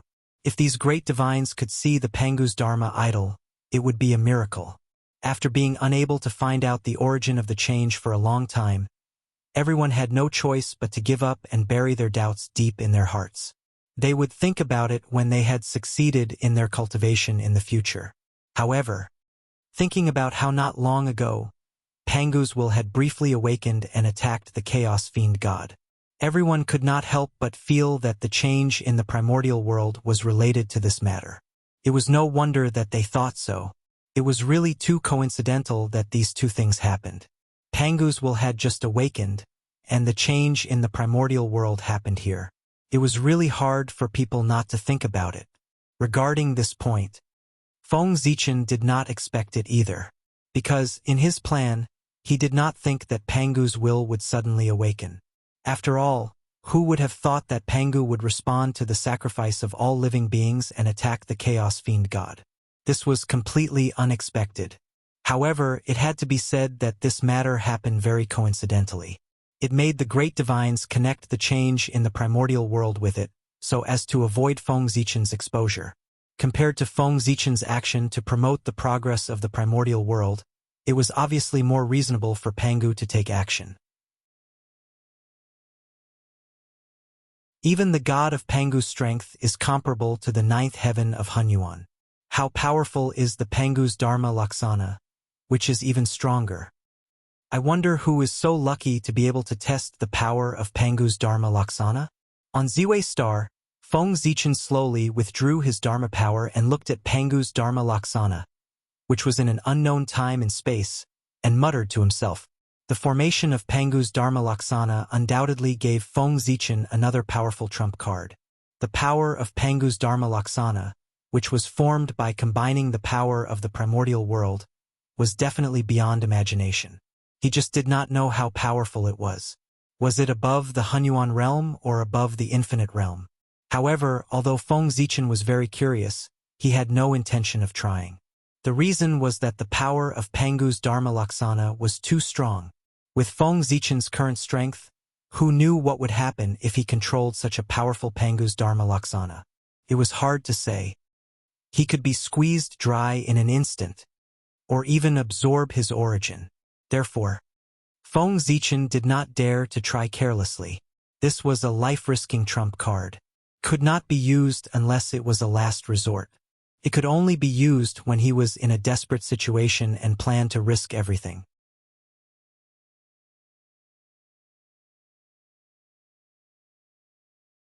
Chapter 643. In the ancestral land of the human race, where the ancestral temple was located. All the elders of the human race and the patriarchs of the myriad races were gathered here, ready to witness a major event that concerned the inheritance of the human race. That's right. The Xiaohao Emperor was about to ascend to the heavens. In order to establish the heavenly cycle temple, Xiaohao had spent hundreds of thousands of years. Therefore, not long after the heavenly cycle temple was established, the Xiaohao Emperor's million-year term came to an end. He had completed his merit and was about to ascend to the heavens. At this moment, everyone was gathered here to witness the grand occasion of the Xiaohao Emperor passing the throne to Zhuanxu. Zhuanxu. From now on, the primordial world will be handed over to you. I hope that the human race will prosper in your hands and far surpass the ancestors. In this way, you will not let me down and the ancestors of the past. In the ancestral temple, under the witness of the Virgin Yuhua, the sacred Emperor Zichen, the ancestral Emperor Suiren, and the statues of the past human ancestors, Xiaohao passed the human Tao Emperor seal, which represented the supreme power of the human race, to Zhuanxu. Zhuanxu, I will not let the ancestors down. Zhuanxu took the human Tao Emperor seal with a solemn expression and swore. Ha ha! Zhuanxu, from now on, the primordial world is yours. Amidst the laughter, the Xiaohao Emperor walked out of the ancestral temple. And with his footsteps, strands of seven-colored auspicious clouds appeared under his feet, slowly lifting him up into the air. Everyone, is there anyone who is willing to travel with me? In the air, Xiaohao first took a deep look at the mountains and rivers of the primordial world before asking the crowd below. Xiaohao had been in power for 1,000,000 years, so it was impossible for there to be no loyal subordinates under him. Moreover, these people had all made great contributions to him. Now that he was about to ascend to the heavens and enjoy the limitless supreme karmic position, he naturally had to give these people a future so that he would not let them down. And the heavenly court, it was where the future of these people lay. It was the center of the power of the primordial world, the place where countless providence gathered. If they could get an official position there, even if it only took 1,000,000 years, it would be enough for these people to obtain a lot of merit. These days, as the world became more and more perfect, merit became harder and harder to obtain. As for becoming an official in the heavenly court, that was the best way to gain merit as far as he knew. Heavenly Court. It was the place that maintained the operation of heaven and earth. Therefore, the officials of the heavenly court did not manage the living beings of the world, but the operation of the world. Maintaining the operation of heaven and earth and forming a karmic connection with heaven and earth naturally gave him merit. Xiao Hao asked everyone if they were willing to leave with him. His purpose was to ask everyone if they were willing to go to the heavenly court to seek a future. Of course, Xiao Hao's goal was not limited to this. The old ministers under him had been in power for too long and had hindered the promotion of the younger generation. Even the human emperor could not rule for more than 1,000,000 years, let alone these ministers. If these ministers continued to occupy high positions, how could there be any hope for young people to rise? Therefore, when Xiao Hao and the 3 emperors ascended to the heavens, they all wanted to bring a group of subordinates to the heaven realm. Their purpose was to make room for the young people. This was to maintain the vitality of the human race so that the human race would continue to prosper. Your Majesty, please wait a moment. This humble subject wishes to follow your Majesty to the heavens. The heaven realm is the center of the myriad worlds. This humble subject has long yearned for it. Now, following your Majesty to the heavens can fulfill this humble subject's wish. As soon as Xiao Hao finished speaking, many elders of the human race soared into the sky and caught up with him, wanting to leave with him. Making room for the young people was the foundation of the human race. All the elders of the human race understood this point. Therefore, regardless of whether they were willing or not, they had to make a choice after Xiao Hao finished speaking. Should they follow Xiao Hao to the heaven realm to enjoy glory and wealth, or should they continue to stay in the primordial world and become the foundation of the human race, hiding in the heavenly cycle temple? In short, they could not be in power anymore. They were not greedy for power. A human elder who was not greedy for power was a good human elder. The human emperor could not be in power forever. How could the ministers stay in high positions forever? If they were greedy for power, they would definitely pay the price. Your Majesty, please wait for us. After everyone followed, Emperor Xiao Hao was about to leave with them on a cloud. However, at this moment, a voice suddenly came from the void. Xiao Hao looked in the direction of the voice. What he saw was an extremely shocking scene. Dozens of Khanate clans were led by their clan leaders. Judging from their posture, it was obvious that they were about to leave the primordial world. Fellow cultivator, you are... Although Xiao Hao had already guessed it, he was still not sure, so he asked with some doubt. Ha ha! I heard that your Majesty is going to the heavenly court to take the position of heavenly emperor and rule the entire primordial world. We are not talented, so we specially came to seek refuge with your Majesty for a future. I think your Majesty won't despise us, right? Among the crowd, the leader chuckled a few times and stepped forward to speak to Xiao Hao. Fellow cultivator, you must be joking. Xiao Hao can't be more than happy that you all came to seek refuge. Why would he despise you? However, are you really willing to part with the huge family business in the primordial world? Xiao Hao looked deeply at everyone and said in an inexplicable tone, Are you willing? Sigh. Things have come to this. So what if you can't bear to? That person looked at the ancestral land sadly and sighed at Xiao Hao in an extremely melancholic and helpless tone. Hearing this, Xiao Hao choked for a moment and did not know how to reply. Wasn't the reason why they left their hometown because they were forced by the human race to the point that they had no choice? If the human race gave them a little hope, they would not be forced to move to the heaven realm. If they continued to stay in the primordial world, they would definitely decline in the future.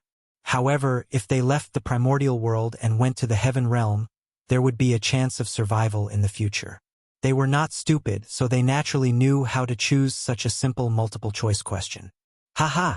Since all of you have so much faith in me, I won't disappoint you. When we reach the heaven realm, I will definitely find a suitable place for you all to settle down. As an emperor, he had to be thick-skinned. Therefore, after the initial awkwardness, Xiao Hao laughed and forcefully changed the topic, assuring everyone. In that case, we will thank your Majesty on behalf of our clansmen. After receiving Xiaohao's assurance, everyone secretly heaved a sigh of relief. At the same time, they bowed respectfully to Xiaohao. This bow was really from the bottom of their hearts. To the heaven realm, the innate races from the primordial world, were undoubtedly outsiders. If they went there rashly, they would definitely be suppressed by the natives of the heaven realm. However, with Xiaohao's assurance, the situation they would face would undoubtedly be much better. No matter what, Xiaohao was also the future celestial emperor, the supreme ruler of the primordial world in name. With his assurance, even if the natives of the heaven realm were dissatisfied with them, they would not dare to go too far for Xiaohao's sake. Otherwise, what awaited them would be the anger of the celestial emperor. Who was the celestial emperor? In the primordial world, other than the great magicians, no one could withstand his anger. Even the disciples of the saints were no exception. Did you not see? The cause of the God-conferment tribulation was because the disciples of the three sects were disrespectful to Hao Yin. Xiaohao's assurance could make it easier for these innate races to open up the situation in the heaven realm. Who knew how much trouble it would save them? Therefore, this bow was really sincere. After accepting everyone's bow, Xiaohao rode a cloud and left with everyone. Oh! At this point, the primordial world ushered in the rule of Zhuanshu. That's right, there was no mistake, it was the primordial world, not the human race. Just as Xiaohao said to Zhuanshu, the primordial world is yours. Not as Shenyuan said to Xiaohao, the human race is yours. The difference between the primordial world and the human race was the difference between the 3 emperors and the 5 emperors. During the period of the 3 emperors, although the 3 emperors were strong enough, the human race was obviously not strong enough. Although they could be considered the top of the primordial world, they could not be called the ruler of the primordial world. Therefore, the 3 emperors ascended the throne. First, they were the emperors of the human race. Then, after countless efforts, they became the emperors of the primordial world. During the period of the 5 emperors, after many years of operation by the 3 emperors, the human race's strength had long undergone a huge change. They could be said to be the true overlord of the primordial world. Therefore, with the legacy of the 3 emperors, once the 5 emperors succeeded the throne, they were the emperors of the primordial world. They were not like the 3 emperors, who needed to suppress the 10,000 races before they could become the emperors of the primordial world. That was also why the 5 emperors were inferior to the 3 emperors. Compared to the 3 emperors, the 5 emperors had too many advantages. The difficulties they had to face were far less than the 3 emperors period. All the major obstacles had long been swept away by the 3 emperors. The 5 emperors only needed to develop step by step, and they could lead the human race to glory. The contributions of the 3 emperors were not only beneficial to the current world, but also to the future. In the heavenly courts, powerful experts gathered. Regardless of whether they were in hiding or still active in the primordial world, as long as they were not in seclusion, they were all gathered here. Even the heavenly Tao had sent down a wisp of will to pay attention to this place. And all of this, it was all because of the handover of the celestial emperor. Compared to the change of the human emperor, the change of the celestial emperor was undoubtedly grander and more solemn. Even the heavenly Tao had to descend personally. After all, the celestial emperor's identity was there. He was the highest in the primordial world and incomparable. His every move was a major event that affected the primordial world, let alone a major event like the change of the celestial emperor. The powerful experts were coming, and the heavenly Tao was about to descend. That was to say, the saints were not in the primordial world. If not, they would have come personally to witness this scene. Just like that, under the witness of a group of powerful experts and the heavenly Tao, the central yellow emperor Shenyuan abdicated and passed the position of celestial emperor to Xiaohao. It was this celestial emperor, known as the Western Gold Emperor, who was taken in as a guardian by the ancestral Magus. As such, the 5 elements celestial emperor had already reached the 4th position. The first 3 celestial emperors had reached perfection. Under this influence, an invisible force of heaven and earth appeared and descended on Feng Zichen's body. Not only did it baptize his physical body, but it also faintly opened the primordial chaos gate for him. At this moment, under the support of this force of heaven and earth, Feng Zichen truly saw the scenery after the primordial chaos Tao realm. He was really close to that door. If one had to describe it, it could only be said that it was within reach. However, there was always a little bit missing, causing him to be unable to truly push open that door and advance to the primordial chaos Dalio Jingxian. Feng Zichen knew that it was because the 5 elements Celestial Emperor had not reached perfection, causing him to be unable to take that crucial half a step. The 5 elements Celestial Emperor. That was the key to his Tao. Once the 5 elements Celestial Emperor reached perfection, Feng Zichen, who had facilitated this matter, would be able to obtain boundless luck and break through to the realm of the primordial chaos Dalio Jingxian in one fell swoop. Moreover, he would be able to ascend several levels of heaven and become an expert of the primordial chaos domain. It was precisely because of this that Feng Zichen would painstakingly suppress his realm and not let himself advance so early. In fact, as early as more than 1,000,000 years ago, when Shen Yuan had just ascended the throne and Feng Zichen had recovered from all his injuries, if he had gone all out, he could have advanced to the primordial chaos Dalio Jingxian. He was the great Taoist priests, advancing to the primordial chaos Dalio Jingxian. To others, this was an extremely difficult task. But for Feng Zichen, although it was not easy, it only needed a period of time to settle down.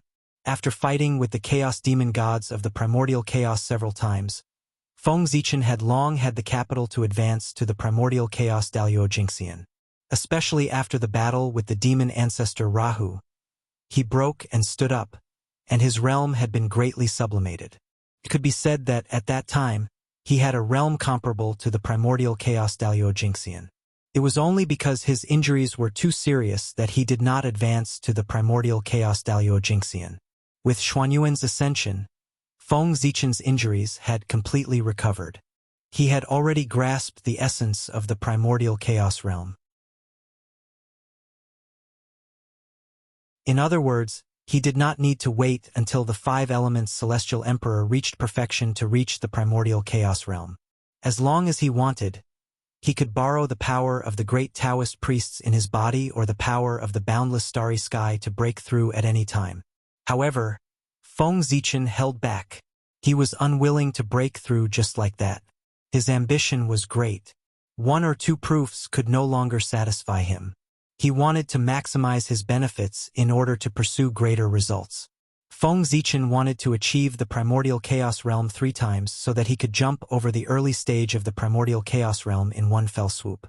The more methods he prepared before attaining the Tao, the stronger he would be after attaining the Tao.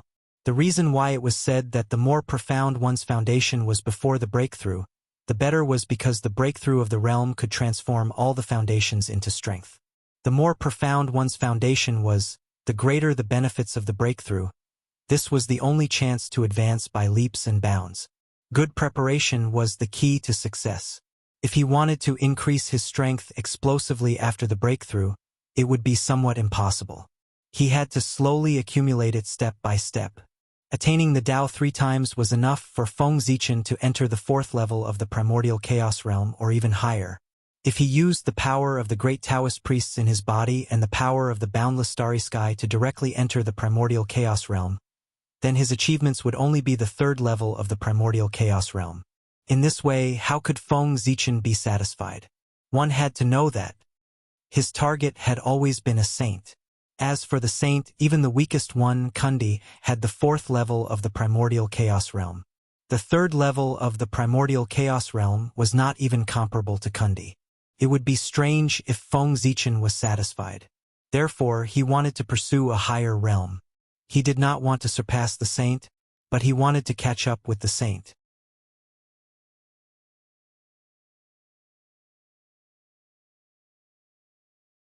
Chapter 644. The 5 Elements Celestial Emperor. This was Feng Zichen's plan, using the power of heaven and earth to achieve the Tao. Transforming these 3 supreme powers into resources for his own advancement would definitely push Feng Zichen to the 4th level of primordial chaos or even higher. He would catch up with the saints in one fell swoop and become an existence that truly stood at the peak of the primordial world. Therefore, Feng Zichen could not break through. Even if he could easily break into the primordial chaos domain with his current foundation, as long as the 5 elements Celestial Emperor was not perfected, he would not be able to break through. To be honest, this feeling of forcefully holding back from breaking through was not good. The power of the primordial chaos was right in front of him, constantly attracting Feng Zichen's mind, tempting him to take a step closer. How many people could resist the temptation of becoming stronger? However, for the sake of a stronger future, Feng Zichen could not help but endure. It was only 3 million years. He had endured such a long time, so he did not care about this little bit of time. It was just the time for seclusion. He could endure it for a while. He could not let any accidents happen that would cause him to suddenly break through and enter the primordial chaos domain. As a result, all his years of hard work would be wasted. During the reign of Emperor Xiaohao, he felt that the human race had oppressed the myriad races too much, so he gave them preferential treatment to appease their hearts. Under this influence, the myriad races were able to recuperate and recover some of their strength. After their strength increased, the old habits of the myriad races resurfaced. They secretly started to cause trouble in the primordial world. Of course, although the strength of the myriad races had recovered some, they were still far from being comparable to the human race. Therefore, on the surface, the myriad races did not dare to cause trouble. However, in the dark, they kept making small moves. During Xiaohao's reign, the myriad races did not dare to go too far because of Xiaohao's prestige. However, after Xuanxu succeeded the throne, his reputation for benevolence spread throughout the primordial world. As a result, the myriad races thought that he was a good person and inevitably had fewer scruples when they caused trouble. In addition, there was also a feud between the myriad races.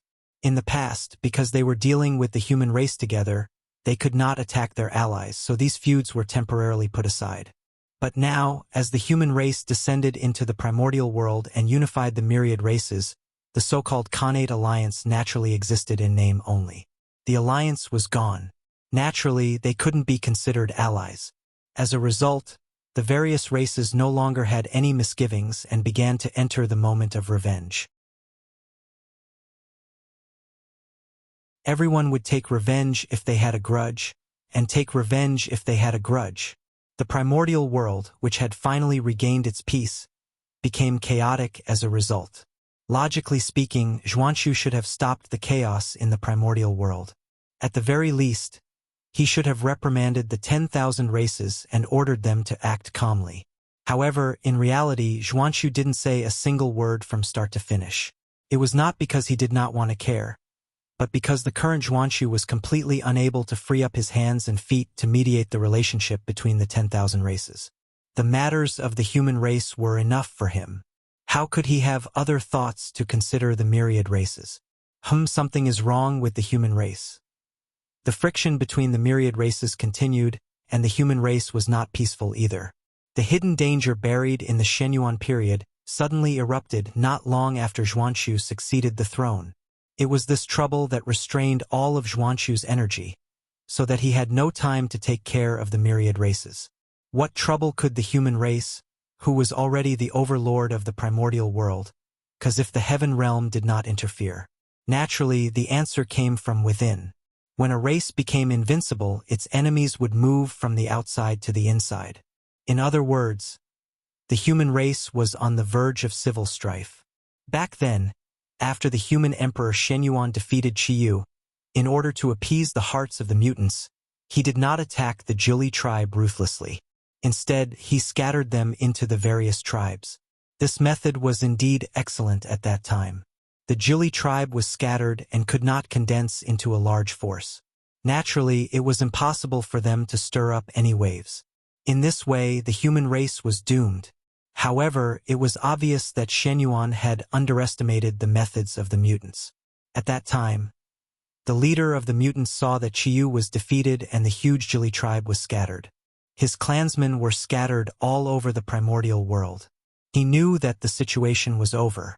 Next, perhaps he was unwilling to be a coward, or perhaps he was worried that Shenyuan would settle the mutants. The leader of the mutants did something big. It had to be said that the leader of the mutants was also a figure.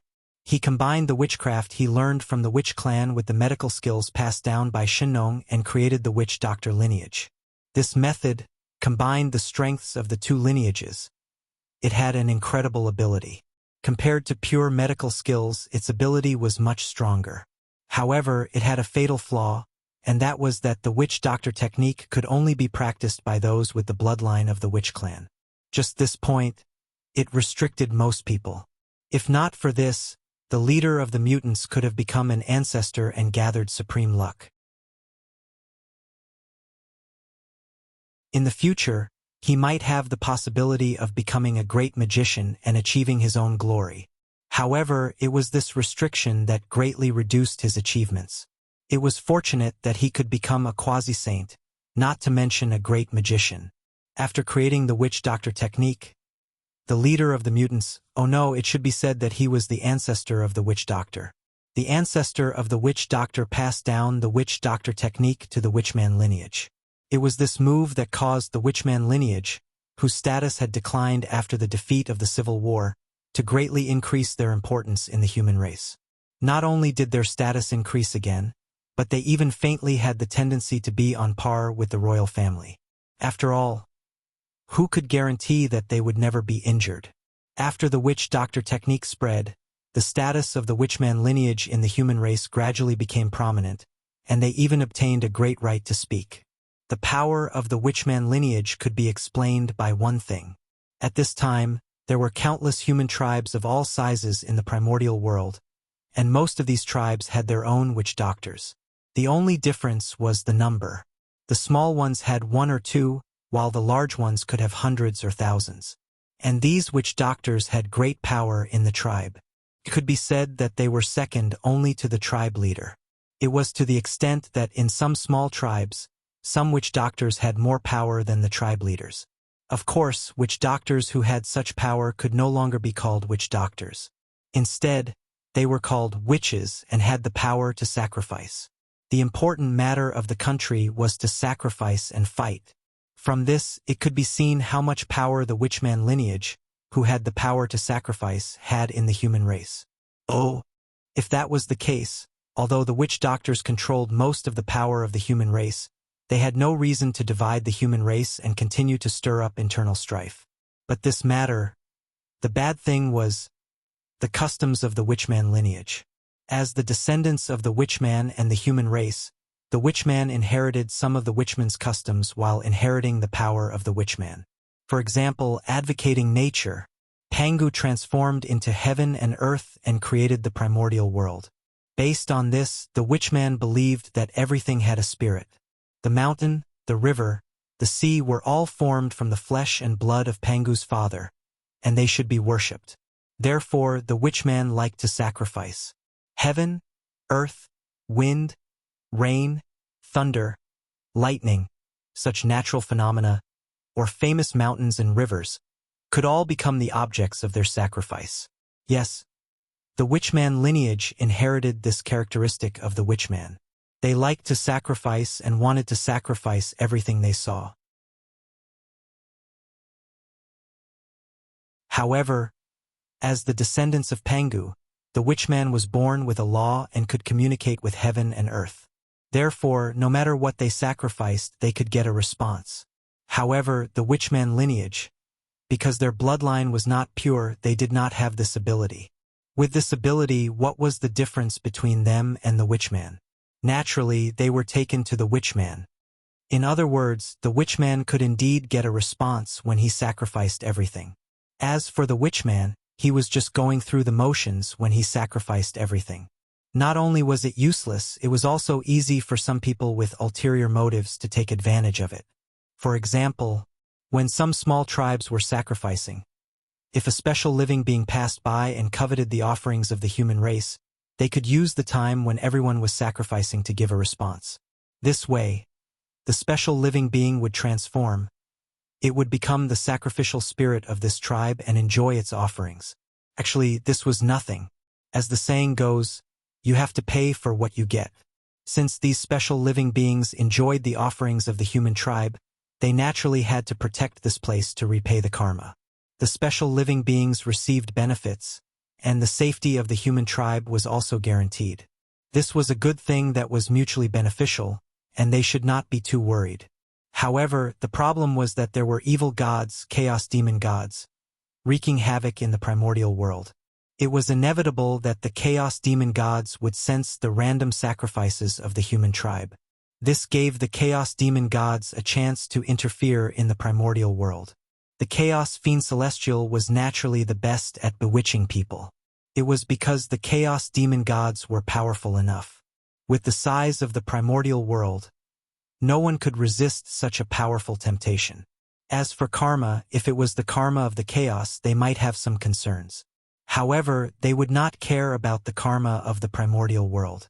In the heart of the chaos demon gods, they wanted to destroy the primordial world. How could they talk about karma with them? What was there to talk about? The primordial world was gone. What karma was there?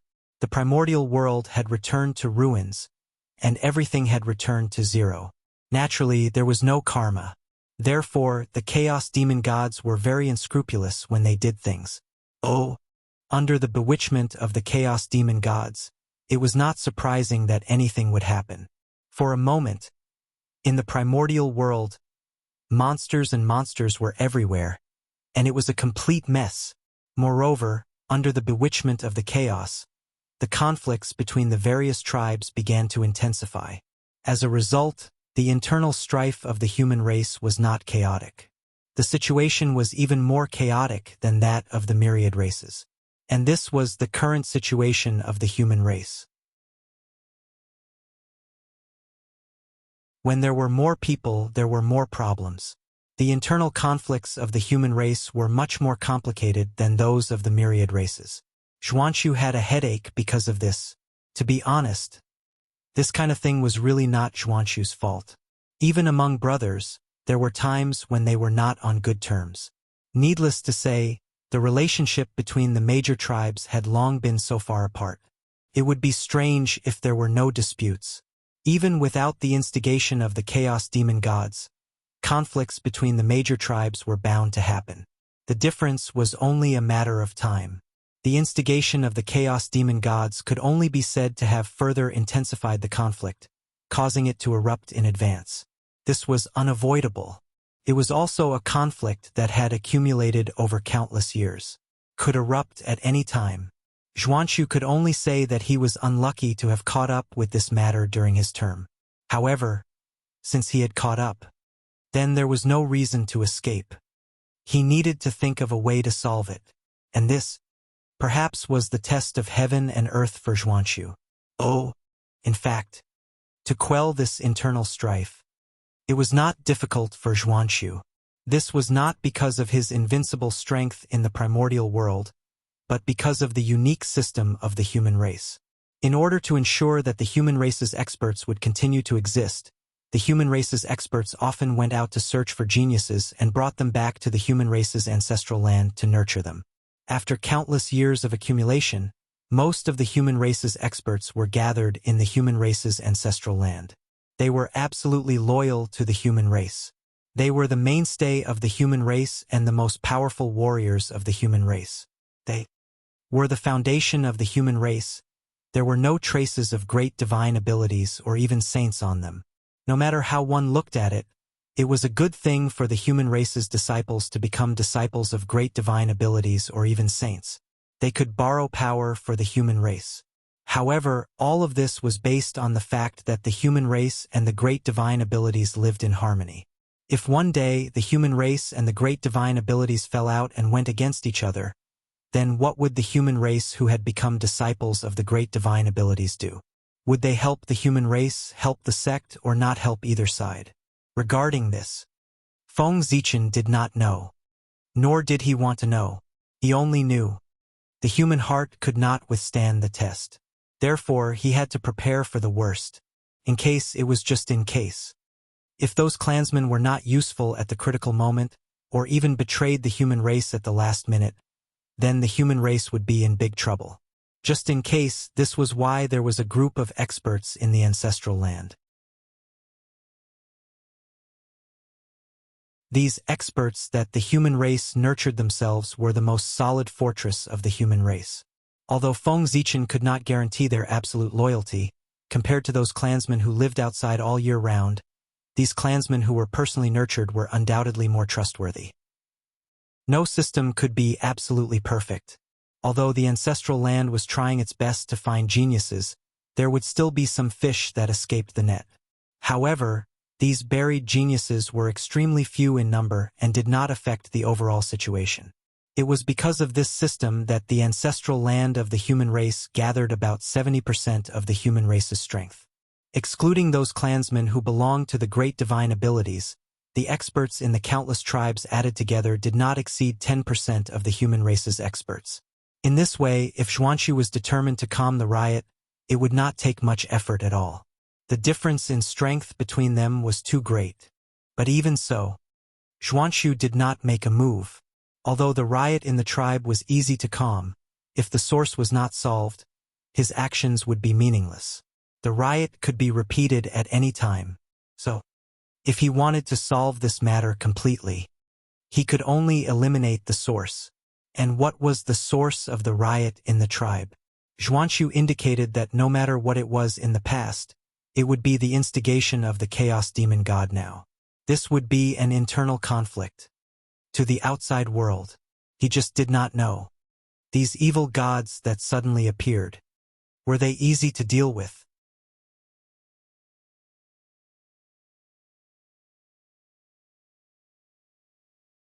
Chapter 645. In order to solve these problems of the human race, Xuanxu decided to reform the religion. He personally prayed sincerely to the ancestors of heaven and earth, setting an example for the people to sweep away all obscene and evil sacrifices. After that, Xuanxu appointed Nan Jingli to be in charge of sacrificing to the heavens to reconcile with the gods. He appointed Bei Jingli to be in charge of civil affairs to comfort the people, persuade the people to follow the laws of nature to engage in agricultural production, and encourage people to cultivate fields. He strictly prohibited the activities of the people to communicate with the gods through divination, so that the society could return to normal order. Once these measures were implemented, they immediately solved the problems of the human race and calmed the disputes between the major tribes. But there was no doubt that this move fiercely offended the evil gods hidden behind the major tribes of the human race. As chaos demon gods, they didn't know what fear was. Even if Xuanxu was the destined human emperor and the supreme ruler of the primordial world, he could not scare the chaos demon gods. They had been wronged, they would definitely take revenge. Therefore, not long after Xuanxu was sacrificing, evil gods appeared from time to time in the primordial world, causing chaos in the human world, forcing Xuanxu to suppress them. Fortunately, the evil gods that appeared in the early stages were all small characters, the minions of the chaos demon gods. Although there were many of them, their strength was not high. It was very easy to deal with them, and they could not stir up any big waves. Therefore, Xuanxu did not expend any effort to quell the calamity of the evil gods. However, he did not relax because of this. On the contrary, he became even more worried, because he knew that with the character of the chaos demon god, he would not do nothing after suffering such a huge loss. But now there was no fluctuation. It was obvious that he was holding back some big move. This big move must be extremely fatal to the human race. It was because of this that Xuanxu was particularly anxious during that period of time. After all, the threat of the chaos demon god. Who would not be afraid? Even Feng Zichen, after offending the chaos demonic celestial, hid in the boundless starry sky for millions of years and did not dare to come out. It was not until his life-saving means were upgraded that he dared to continue to stir up trouble. Xuanxu's worry lasted for thousands of years. Every day he lived in fear, afraid that the chaos demon god would suddenly attack and catch the human race off guard. For this reason, Xuanxu pulled his defense to the highest level and was always vigilant of the movements in the void, in case he couldn't react in time when the chaos demon god attacked. However, doing so would undoubtedly consume a huge amount of mental energy. In just 10,000 years, Xuanxu's face showed signs of weariness. He seemed to have aged a lot. Such a situation was almost impossible for a cultivator of Zhuan-Su's level. He was an existence comparable to a half-step primordial chaos expert. He had transcended time and space and stood at the end of the river of time. No matter how much time passed, it couldn't take away even a trace of his time. But even so, he still looked old. From this, it could be seen that in the short 10,000 years, Zhuan-Su's mind had been greatly consumed, which had already affected his Taoist body. 10,000 years of high-intensity concentration might not have reached Zhuan-Su's limit, but it could not be said that it had no effect on him. The most direct manifestation. Zhuan-Su was very tired. Very tired. It was also at this moment that Zhuan-Su realized that he seemed to have done something stupid. In this world, there was only the principle of being a thief for 1,000 days. There was no such thing as guarding against a thief for 1,000 days. He was waiting here for the Chaos Demon God to come and attack the human clan. If he didn't come, not only would he have wasted his energy, but he would also have wasted a lot of time. Especially in his current situation, it would be fine if the Chaos Demon God didn't come.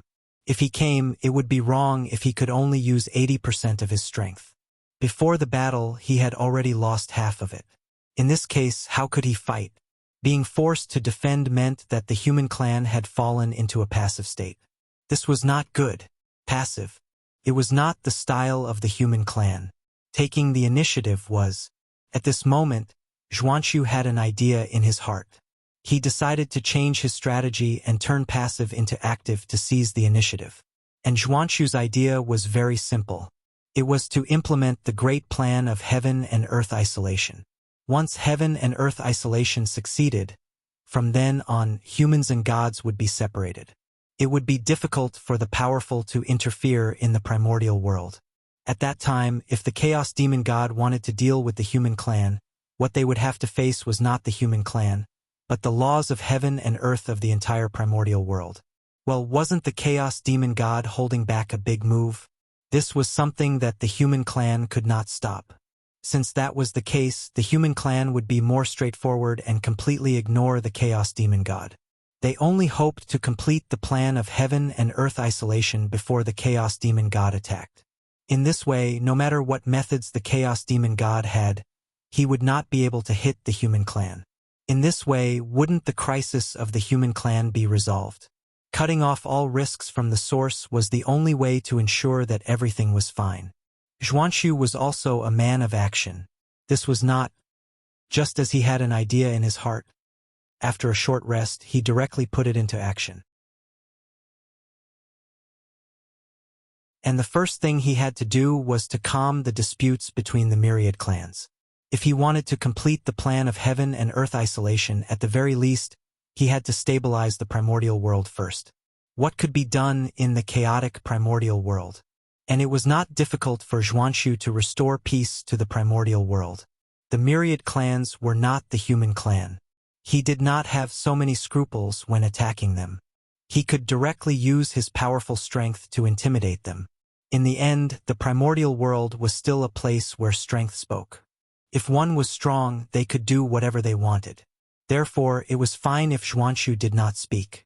However, once Zhuan-Su spoke, the myriad clans that had been in conflict immediately quieted down and did not cause any trouble. For a moment, the chaotic primordial world immediately returned to peace with Zhuan-Su's voice. The dignity accumulated by the 4 generations of human emperors had long penetrated into the hearts of the living beings of the myriad clans, causing them to not dare to resist the orders of the human clan. Of course, other than forcefully suppressing them, Zhuan-Su also had some gentle methods to calm the disputes between the myriad clans. However, although those methods were gentle, they were too time-consuming. And now, the Chaos Demon God would come at any time.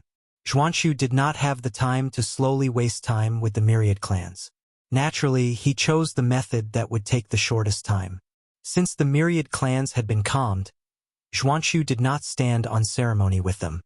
He directly asked them to send representatives to worship the heavens and earth together to promote the plan of heaven and earth isolation.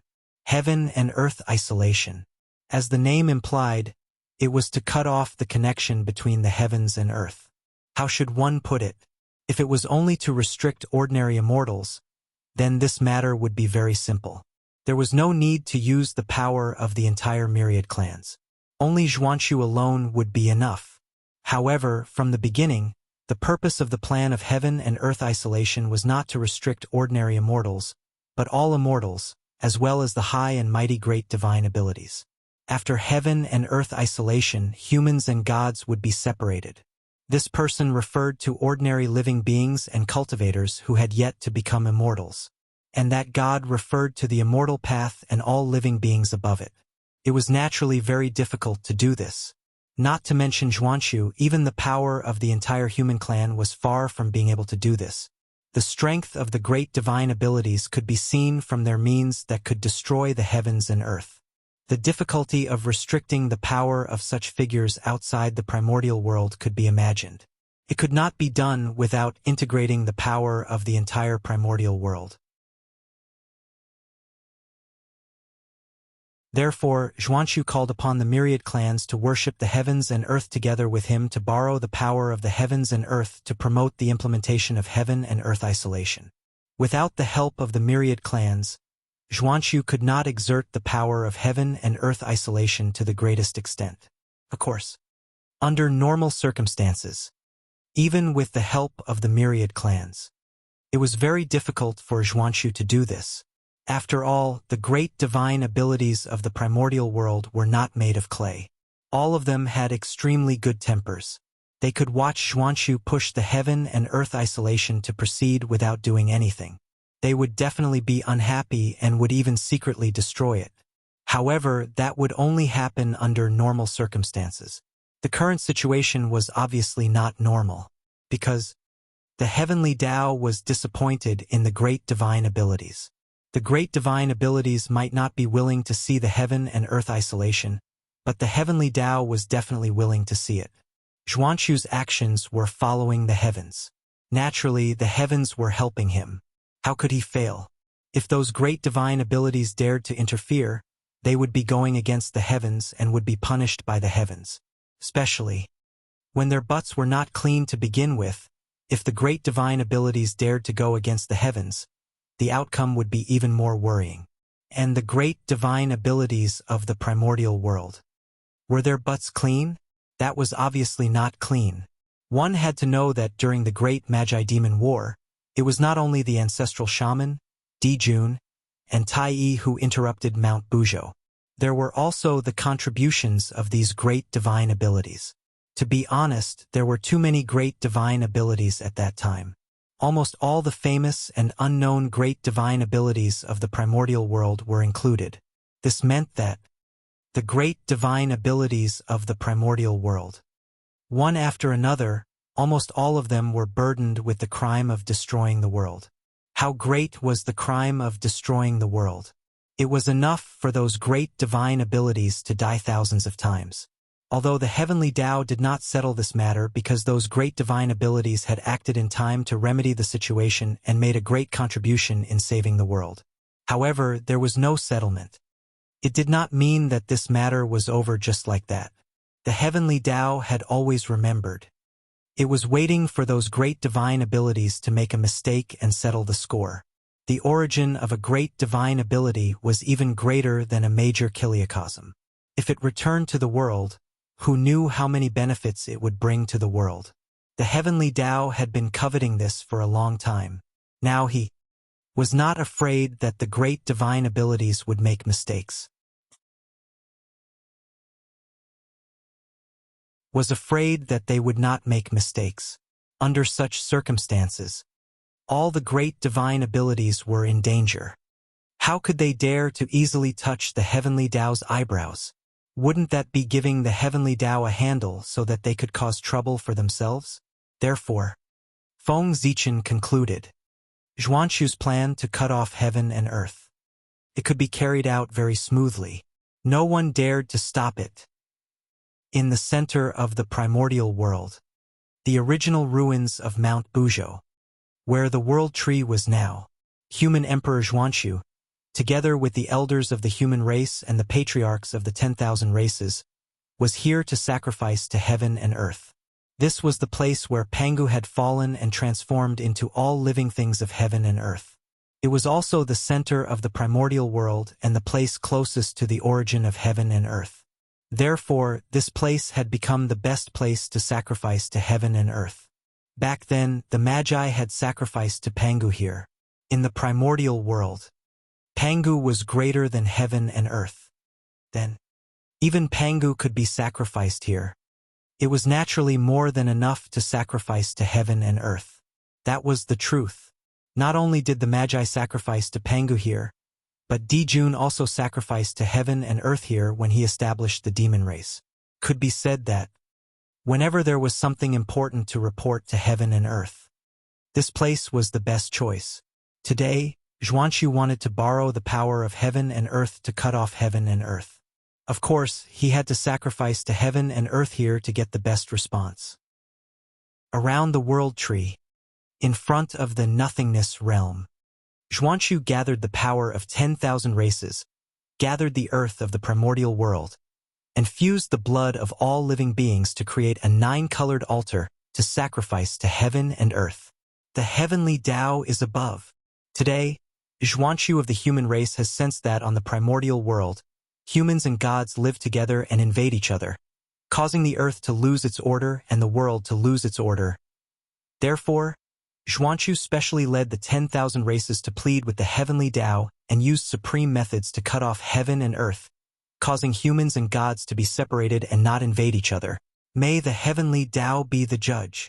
In front of the 9-colored altar, Xuanxu said respectfully, "What? Cut off heaven and earth?" It was also at this time that the patriarchs of the 10,000 races knew the purpose of Xuanxu coming here to sacrifice to heaven and earth. All of a sudden, their expressions all changed. Cut off heaven and earth no matter how they looked at it. It was not a good thing for the 10,000 races. Therefore, if Xuanxu told the 10,000 races in advance, they would definitely not agree. Who knew what kind of trouble they would cause? Considering this, Xuanxu thought about it and decided not to tell the patriarchs of the 10,000 races about this matter. He directly called them over to sacrifice to heaven and earth. In this way, once it was an established fact. Even if the 10,000 races wanted to go back on their word, it was too late. In fact, it was indeed the case. The patriarchs of the 10,000 races felt that it was difficult to get off the tiger.